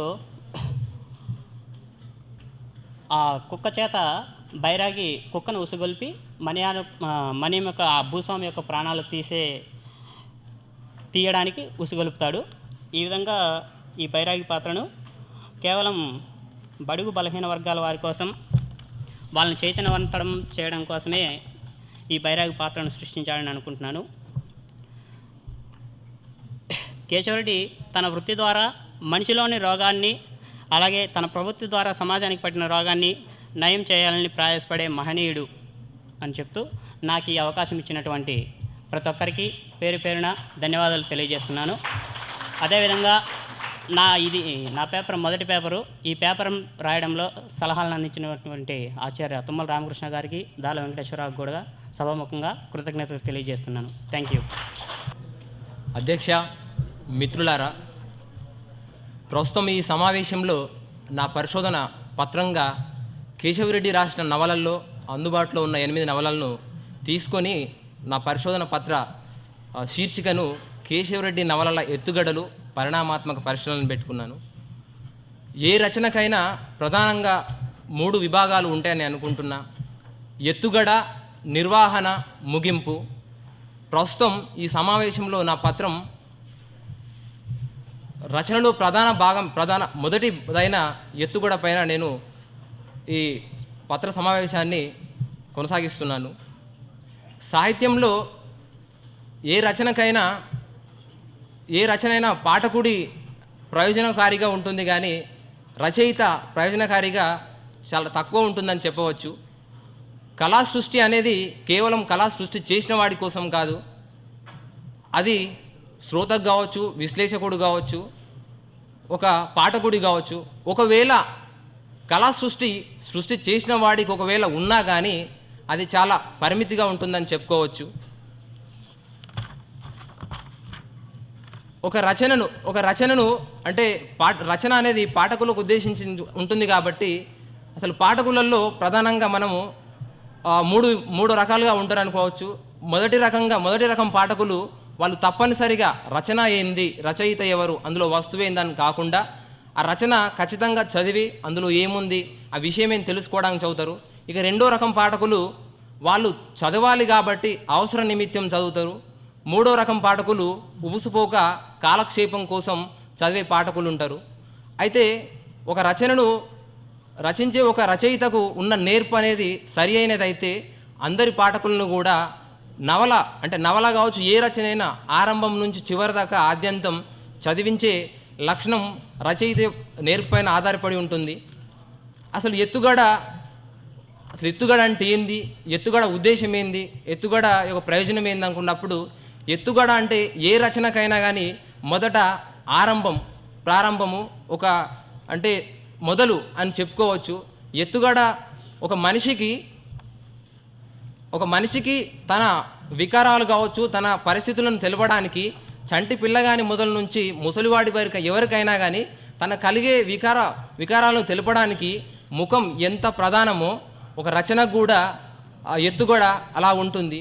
నిజానికి ఎత్తుగడ సరిగా అర్థం చేసుకుంటే మనం రచనలో అసలు రచయిత ఏం చెప్పదలుచుకున్నాడు, ఆ రచన అసలు రచనలో విషయం ఏంది అని మొత్తం కూడా మనకు అర్థమవుతుంది. అట్లాంటి వాటిని గురించి తెలిపేది ఎత్తుగడ. ఇంకా ప్రధానంగా చెప్పాలంటే ఒక పుస్తకానికి విషయ సూచిక పరిచయం ఎలాగనో ఎత్తుగడ కూడా ఆ రచనకు అలా ఉపయోగపడుతుందన్నమాట. ఇక కేశవరెడ్డి రచనల్లో ఎత్తుగడలు చూసుకుంటే అతను ప్రధానంగా 3 రకాల ఎత్తుగడలు చేశాడని నేను గమనించాను. నా ఊహకు 3 రకాల ఎత్తుగడలు గమనించాను. సన్నివేశ రూపంలో ఉండే ఎత్తుగడ, సంఘటనాత్మకంగా ఉండే ఎత్తుగడ, సంభాషణాత్మకంగా ఉండే ఎత్తుగడ. అయితే ప్రధానంగా కేశవరెడ్డి నవలల్లో ఉండేది ప్రధానంగా ప్రకృతిని కానీ పరిసరాలను కానీ వాతావరణాన్ని కానీ ప్రధానంగా చేసుకుని రచనను కొనసాగించాడు, ఎత్తుకున్నాడు. ఒక మునెమ్మ, ఒక సిటీ బ్యూటిఫుల్ అనే 2 నవలలు తప్ప మిగతా ఎత్తుగడలన్నీ కూడా ప్రకృతితోనో లేకుంటే సూర్యోదయ వర్ణనతోనో లేకుంటే పరిసరాలు ఓ పంట పొలాల వర్ణనతోనో ఎత్తుగడ తీసుకుండు. అలా తీసుకున్న తర్వాతనే తన రచన అనేది కథలోకి వెళ్ళడం జరిగింది. ఒక మునెమ్మలో మాత్రం సరాసరిగా పాత్రలతో ఎత్తుగడను ఎంచుకోవడం జరిగింది. మునెమ్మలో పాత్రలతో ఎత్తుగడ ఎంచుకున్నా కానీ మొదటనే పాఠకుడికి తాను ఏం చదవబోతున్నాడు అనేది ఒక స్పృహలోకి రాకుండా ఒక మధ్యలో నుంచి ఎక్కడో అంటే కథ మొదలు నుంచి కాకుండా ఒక మధ్యలో మొదలుపెట్టి మళ్ళా ముందుకు తీసుకెళ్ళడం, అట్లా వెనుకకు ముందు తీసుకెళ్లే ఒక ప్రత్యేకతను కేశవరెడ్డి తన నవలా ఎత్తుగడలో పాటించిండు. ఇంకా ఒక మచ్చుకు ఒక ఎత్తుగడ నేను చదివి వినిపిస్తాను. చంద్రుడు పడమటి ఆకాశాన నిలిచి వెన్నెలను కుమ్మరిస్తున్నాడు. 31 కుటుంబాలు కలిగిన అర్జునవాడ, దాని నానుకొని ఉన్న తారు రోడ్డు కవతల ఉన్న ఆగ్రహారం వెన్నెల్లో తడుస్తూ నిద్రలో తేలుతున్నాయి. అర్జునవాడలోని 30 కుటుంబాలు పోకనాటి తెగవి, వీరభద్రుని కుటుంబం ఒక్కటి మాత్రం రంపాల తెగకు. అంటే ఇక్కడ ఎత్తుగడ శ్మశానం దున్నేరు అనే నవలలో చంద్రుడు పడమటి ఆకాశన అంటే ఒక చంద్రోదయ వర్ణంతో కావచ్చు, ఒక సూర్యోదయ వర్ణంతో కావచ్చు, లేకుంటే ఇంటి పరిసరాలను కూడా వర్ణంతో కావచ్చు, రచయిత మొత్తం నవల్లో కూడా ఇలానే తీసుకోవడం జరిగింది. అసలు రచయిత ఎక్కడ కూడా ప్రకృతి వర్ణతో పాఠకుడిని అంటే ఎటువంటి ఒక స్థితిలో ఉన్న పాఠకుడిని కూడా తనదైన వాతావరణంలోకి తీసుకెళ్ళి పాఠకుడిని ఒక చైతన్య స్రవంతి దూరంలో చదివించే లక్షణము మన కేశవరెడ్డి నవలలో మనం గమనించవచ్చు. మనం నవల చదువుతూ ఉంటే మన దృశ్యమానంలో ఒక మానసిక స్థితిలో ఒక వీడియో అంటే ఒక దృశ్యమానం మనకు కనిపిస్తుంది. అందులో లీనమై చదివే పాఠకుడికి చదువుతున్నది పుస్తకం పైన అక్షరాలు ఉన్నా కానీ మనసులో మాత్రం ఒక వీడియో మెదులుతుంది. అట్లాంటి లక్షణము కేశవరెడ్డి నవలల్లో మనం గమనించవచ్చు. ఇక పరిణామంగా ఈ కేశవరెడ్డి నవలల్లో పరిణామాత్మక పరిశీలనలు పెట్టుకున్నాను కాబట్టి పరిణామంగా అంటే నేను తీసుకున్న నవల్లో ఇప్పటి వరకు అంటే 8 నవల్లో 1977 నుంచి 2007 మునెమ్మ చివరి నవల వరకు తీసుకున్నా. తన మొత్తం నవల్లో కూడా ఒక పరిణామాత్మక మార్పు అంటే అతను చెప్పే విషయాన్ని కూడా ప్రకృతితో తన ఎత్తుగడలు పరిణామాత్మక అంటే మొత్తం కూడా ప్రకృతి సూర్యోదయ వర్ణాలతోనే తను కొనసాగించిండు. ఒక 2 నవలు సిటీ బ్యూటిఫుల్, మునెమ్మ నవల్లో మాత్రం తన ఎత్తుగడలకు భిన్నంగా వేరే ఒక కొత్త పందాన్ని ఎంచుకొని నవలను రాయడం జరిగింది. ఈ విధంగా అసలు నిజానికి తక్కువ టైం ఉంది కాబట్టి అన్న పరిశోధన పత్రం రాయమన్నప్పుడు అన్ని పత్రాలు ఒక్కొక్క నవల పైన చాలా పత్రాలు వస్తున్నాయి. నాది అంటూ ఒక కొత్త శీర్షికను తీసుకొని ఒక కొత్త పంతాన్ని ఎంచుకుందామని తీసుకున్నా. అయితే నాకు తెలిసిన ఆకారాల ప్రకారం దీనిపైన శిల్పపరంగా నిర్మాణపరమైన చర్చా పరిశీలన జరిగినాయి, కానీ ఎత్తుగడలపైన పరిశీలనాత్మకంగా జరగలేదు. కాబట్టి నేను సంక్షిప్తంగానే దీన్ని రాసుకున్నా. ఏదైనా మంచిగా ఇంట్లో అనిపిస్తే అది సమావేశాన్ని, ఏదైనా మామూలుగా ఇంకా ఇది కరెక్ట్ కాదనిపిస్తుంది అనుకుని ఈ అవకాశం ఇచ్చిన ఈ సమావేశకర్తలందరికీ కూడా అధ్యక్షులకి ధన్యవాదాలు తెలియజేసి ముగిస్తున్నాను. సభాధ్యక్షులు గారికి, వేదిక ముందున్న పెద్దలకి నా నమస్కారాలు. మూగవాని పిల్లన గ్రోవి రచనా విన్యాసం నేను రాసిన వ్యాసం. 100 పేజీల నవలలో 86వ పేజీ వరకు ఎక్కడ కూడా మనకు మూగవాడు కానీ పిల్లన గ్రోవి కానీ కనపడదు. మరి ఎందుకు ఈ నవలకి మూగవాని పిల్లన గ్రోవి పెట్టినట్లు రచయిత? రచనా విన్యాసం అనుకున్నాం కాబట్టి శీర్షిక దగ్గర నుంచి మొదలుపెట్టి ఒక 2-3 మాటల్లో నేను ముగించేస్తాను, సమయం లేదు కాబట్టి. ఎందుకు ఈ పేరు పెట్టారో అని ఆలోచించాలి. తర్వాత ఈ నవల ప్రారంభం ఒంటిల్లుకు ఉండే ఎల్లల్ని చెబుతూ ప్రారంభమవుతుంది. ప్రొటగోనిస్ట్ అంటే కథ చెప్పే కథాని రచయిత ఆ ఊరికి ఉన్న 4 దిక్కుల్ని చెప్పుకుంటూ, తూర్పు వైపున ఒక పర్వత పంక్తి ఉంది, దక్షిణం వైపున ఆంజనేయులు గుండు ఉంది, ఉత్తరం వైపున సినమ్మ గుడి ఉంది ఒక చెరువు కట్ట మీద. అయితే పడమర దిక్కు నుంచి మీరు ఊర్లో కనుక ప్రవేశిస్తే మీకు బక్కిరెడ్డి కాన కనబడుతుంది. అక్కడ మీరు ప్రవేశించగానే ఎవరికి వాళ్ళు తలలు వంచుకొని తల మీద ఉన్న రుమాలను తీసేసి వాళ్ళ శిరస్సుల అవనతాలు అవుతాయని చివరి ముగింపు మాటల్లో రాశాడు ఆ మాట. ఈ 3 దిక్కుల గురించి చెప్పేసిన తర్వాత 4వ దిక్కు అయిన పడమటి దిక్కు, ఆ బక్కిరెడ్డి కానకు ఎందుకు ఆ పేరు వచ్చింది, దాని వెనకున్న ఇతివృత్తం అంతా ఆ నవల్లో చర్చించడం జరిగింది. ఈ నవలకు ముందు మాట రాస్తూ చినవీర భద్రుడి గారు ఒక మాట అన్నారు. మూగవాని పిల్లల గ్రోవి ఒక రైతు మరణ పునరుత్థానాల గాథ. ఆ రైతు ప్రయత్నం నుంచి వైఫల్యానికి, వైఫల్యం నుంచి అభద్రత భావనకి, అభద్రత నుంచి ఉన్మాదానికి, ఉన్మాదం నుండి మరణానికి నడిచిన కథ. తన మరణంలో ప్రాణత్యాగం చేసిన తీరు వల్ల కర్మవీరుడై అమరుడై పురాణ పురుషుడైన కథ. ముందు మాట రాస్తూ ముందు పారాగ్రాఫ్లో ఆయన చెప్పిన మాటలు ఇవి. బక్కిరెడ్డి ఆయన తండ్రి చనిపోబోయే ముందు బాటకాడ కయ్యేలో అనే 14 ఎకరాల భూమిని ఆయనకు అప్పగిస్తూ, దీన్ని జాగ్రత్తగా నువ్వు కాపాడాలి అని చెప్తాడు. ఈ భూమిని సాగు చేయాలనే ఉద్దేశంతో ఆయన బావిని దవ్వించాలని అప్పు చేసి, బావిని దవ్వించి దాన్ని తీర్చలేక బ్యాంకు వారు జప్తు చేసి పొలాన్ని వేలం వేస్తే ఆ ఊరి మనియం ద్వారా ఆ పొలాన్ని కొనుక్కుంటాడు. కొనుక్కున్న తర్వాత భూమిని కోల్పోయాను అనే ఒక మానసిక సంఘర్షణ, వేదన, తన అస్తిత్వాన్నంతా కోల్పోయాననే బాధ బక్కిరెడ్డిని మనిషిలాగా బతకనివ్వదు. తన స్నేహితులు వచ్చి మాట్లాడుతూ ఉంటే, నేను ఇప్పుడు బేకారోని కదా, నాకు పొలం లేదంటాడు. పక్కనే ఉన్న ఎద్దు అంబా నరిస్తే దాన్ని చావబాతాడు. ఆయన మానసిక పరిస్థితి అంతా ఛిద్రమైపోయినట్లు మనకు తెలుస్తుంది. అదే సందర్భంలో ఆ రాత్రి వేళ జోరున ఒకవైపు వర్షం కురుస్తూ ఉంటుంది. ఈయన మానసిక పరిస్థితి బాగుండదు, పిచ్చి పట్టిందని ఊరి వాళ్ళందరూ అనుకుంటూ ఉంటారు. తన మనసులో ఏదో ఒక ఈ మతి స్థిమితం కోల్పోయిన స్థితిలో ఈ పొలం నాదే అని అనుకున్నాడో ఏమో, ఆ రాత్రిలో వెళ్ళి ఆ పొలాన్ని దున్నుతాడు ఆయన.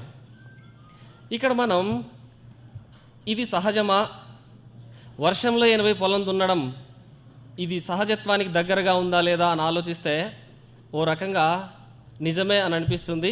రెండవసారి ఆలోచిస్తే వర్షంలో పోయి ఆయన పొలం దున్నుతాడు, దున్ని ఎట్లా చచ్చిపోతాడు అని అనిపిస్తుంది. అయితే ఇది ఎక్కడ కానీ మలుపులు, ట్విస్ట్లు, మనల్ని నవ్వించటానికి కానీ లేదంటే కవ్వించే మాటలు ఎక్కడ ఈ నవలలో మనకు కనపడవు. ప్రారంభం నుంచి ముగించేంత వరకు ఒక చరిత్ర గతి కానీ, ఒక సామాజిక పరిణామంలో వచ్చిన మార్పులు కానీ, ఆ చుట్టూ ఉండే పాత్రలు, ఉదాహరణకు ఈ పొలం కోల్పోయిన తర్వాత ఈయన వడ్రంగివాడు అనుకుంటాడు, ఇంతకాలం బక్కిరెడ్డి వచ్చేవాడు మడక ఈ వాటికి సామాన్లు కావాల్సినవన్నీ చేయించుకుని వెళ్ళేవాడు, ఇంకెందుకు వస్తాడు, రాడు. బక్కిరెడ్డి కూడా అలాగే అనుకుంటాడు, ఇంతకాలం నేను ఆయన దగ్గరికి వెళ్ళాను, ఇంకెందుకు పోతా, నాకు కయ్యలు లేవు కదా అనుకుంటాడు. కమ్మరివాడు అట్లే అనుకుంటాడు. వ్యవసాయ అనుబంధ పరిశ్రమలన్నీ లేకపోతే వృత్తి కులాలన్నీ ఎట్లా ఒక్కొక్కటి వాటి ఉనికిని కోల్పోతూ వచ్చినాయనే సంగతిని మనం అర్థం చేసుకోవచ్చు ఈ నవలను చదివితే. ఎందుకంటే వ్యవసాయమే చేసే అవకాశం లేనప్పుడు దానికి అవసరమైన పనిముట్లతో ఏం అవసరం ఉంటుంది? ఆ పనిముట్లతో అవసరం ఉండదు కాబట్టి అవి కూడా క్రమక్రమంగా వాటి ఉనికిని కోల్పోయినట్లు మనం ఇందులో గమనించవచ్చు. కాబట్టి శీర్షిక విషయంలో ఒక చిన్న మాట. ఈ మూగవాడు 86వ పేజీలో మన్యం ద్వారా ఆవుల్ని 3 సూడి ఆవుల్ని మేపుకొని రావడానికి నేరుగా బాటకాడ కయ్యల్లోకి పోతాడు. అది వరకు ఎప్పుడు వాయించని ఒక పాటను ఆ పిల్లని గ్రోవిలో ఆయన వాయించటం వల్ల అది విని ఆ ఆవులు చచ్చిపోయిన దూడల్ని ప్రసవిస్తాయి. దీనికి మళ్ళీ ఆ ఇంటికి పరిగెత్తుకుంటూ వెళ్ళి చెప్తే మన్యం ద్వారా వారినే కొడతాడు. చచ్చిపోయిన దూడలు ఆయన ఏం చేస్తాడు? ఏం చేయలేడు కదా. దాని వెనక ఉన్న ఒక తాత్విక దృక్పథాన్ని కనుక మనం ఆలోచిస్తే, బక్కిరెడ్డి పొలాన్ని కోల్పోయిన తర్వాత చచ్చిపోయాడు పొలం దున్నుతూ నీళ్ళల్లో వర్షంలో పడిపోయి అన్న మాట విని అందరూ జాలి చూపిస్తారు. కానీ బతికి ఉన్నప్పుడు ఏదైనా చెయ్యాలి, చేసుంటే బాగున్ను అనే ఆలోచన మనుషుల్లో ఎవరిది కనపడదు. ఇందాక సార్ చెప్పినట్లు బ్రహ్మయ్య గారు సిద్ధ లోకం ఎట్లని తెలుసుకొని రాబోరంటే, స్వామి ఎవరి లోకంలో వాడు ఉన్నాడు అన్నాడు. ఎవరి లోకంలో వాడు ఉండకుండా బక్కిరెడ్డి లోకంలో కనుక ఒక క్షణం వచ్చి చూస్తుంటే ఆ ఊరి వారంతా చచ్చిపోయేవాడు కాదేమో, లేకపోతే పొలాన్ని కాపాడుకునేవాడేమో, తండ్రి మాటను నిలబెట్టుకునేవాడేమో. అంతా కోల్పోయింది, తను అనుకున్న దానికి విరుద్ధంగా అన్నీ జరిగిపోయినట్లు మనం చూస్తాం.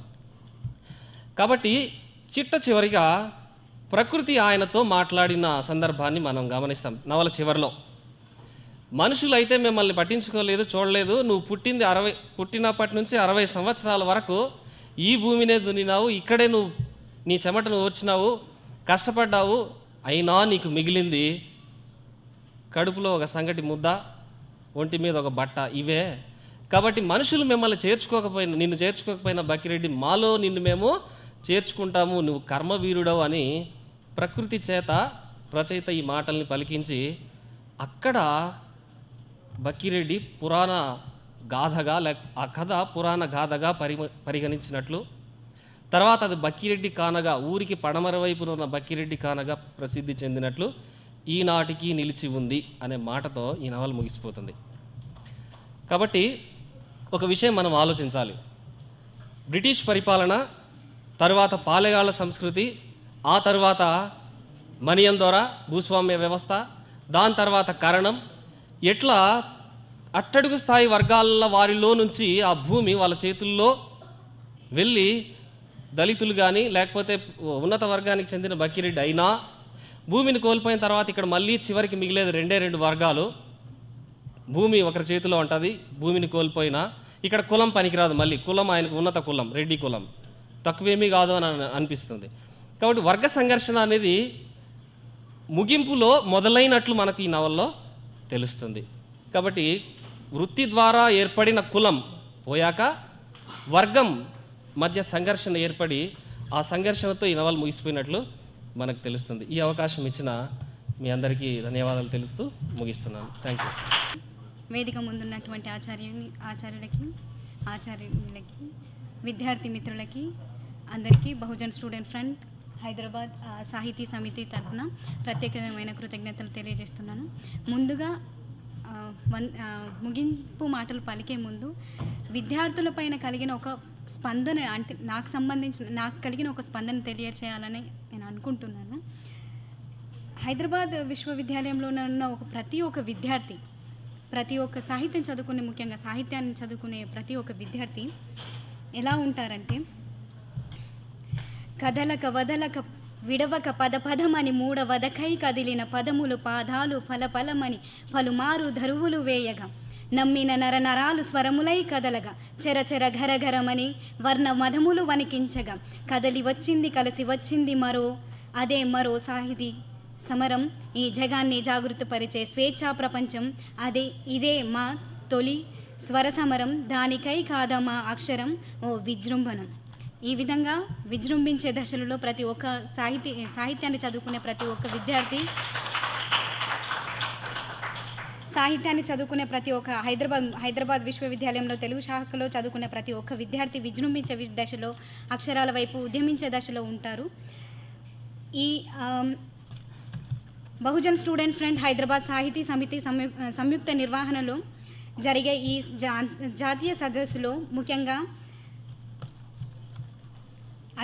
అధ్యక్షత పాత్ర వహించిన అంబటి సురేందర్ గారు novel represents the social cultural behaviour of human being అని చెప్పడంతో పాటు నవల ఒక సృజనాత్మకంగా రచించాలని, కేశవరెడ్డి గారి జీవిత విశేషాలను, నవల విశిష్టతను, సహృదయతను తెలియజేస్తూ సామాజిక అసమానతలను, గిరిజనులు పొందే నివసిస్తున్న అతి దుస్థితులను గురించి నొక్కి చెప్తూ ఎంతో సామాజిక అవగాహన ప్రతి ఒక్కరికి ఉండాలని చెప్పిన అంబటి సురేందర్ గారికి కృతజ్ఞతలను తెలియజేస్తూ ఈ సదస్సులో పత్ర సమర్పణలు చేసిన బహుజనుల అణచివేతకు ఆర్థిక అసమానతలు కూడా ఒక కారణమని, బహుజనుల మీద నిరంతరం జరుగుతున్న అణచివేతలు ఈ నవలలో చెప్పబడ్డాయనే విధానాన్ని సంక్షిప్తంగా వివరించి విశ్లేషణ ఆలోచనాత్మక ధోరణిలో మనని పయనింపచేసిన సమ్మేటి నాగమల్లేశ్వరరావు గారికి హేతువాద దృక్పథాలను తెలియజేస్తూ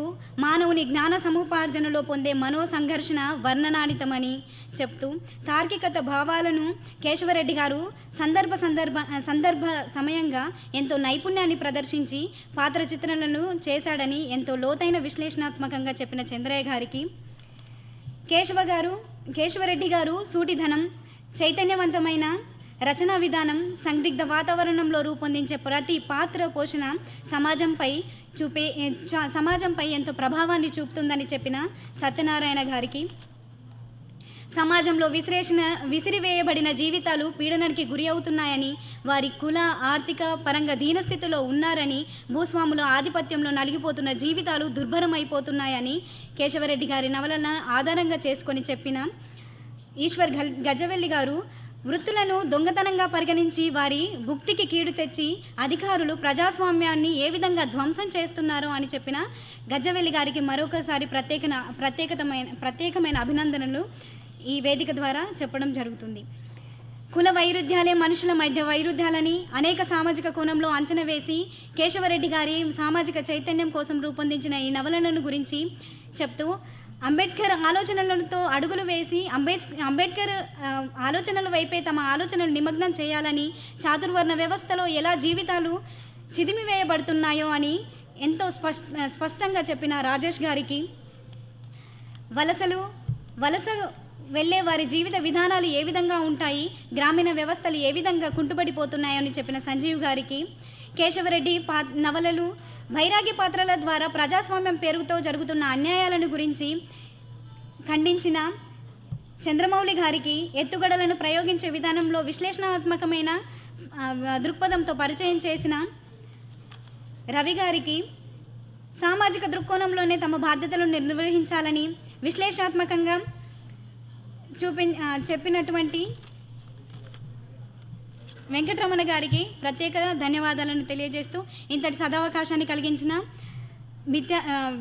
ఉపాధ్యాయులకి, విద్యార్థులకి, ముఖ్యంగా ఈ వేదిక నిర్వహించిన ప్రతి వారికి, పాల్గొన్న ప్రతి వారికి కృతజ్ఞతలను తెలియజేస్తున్నాం జరుగుతుంది.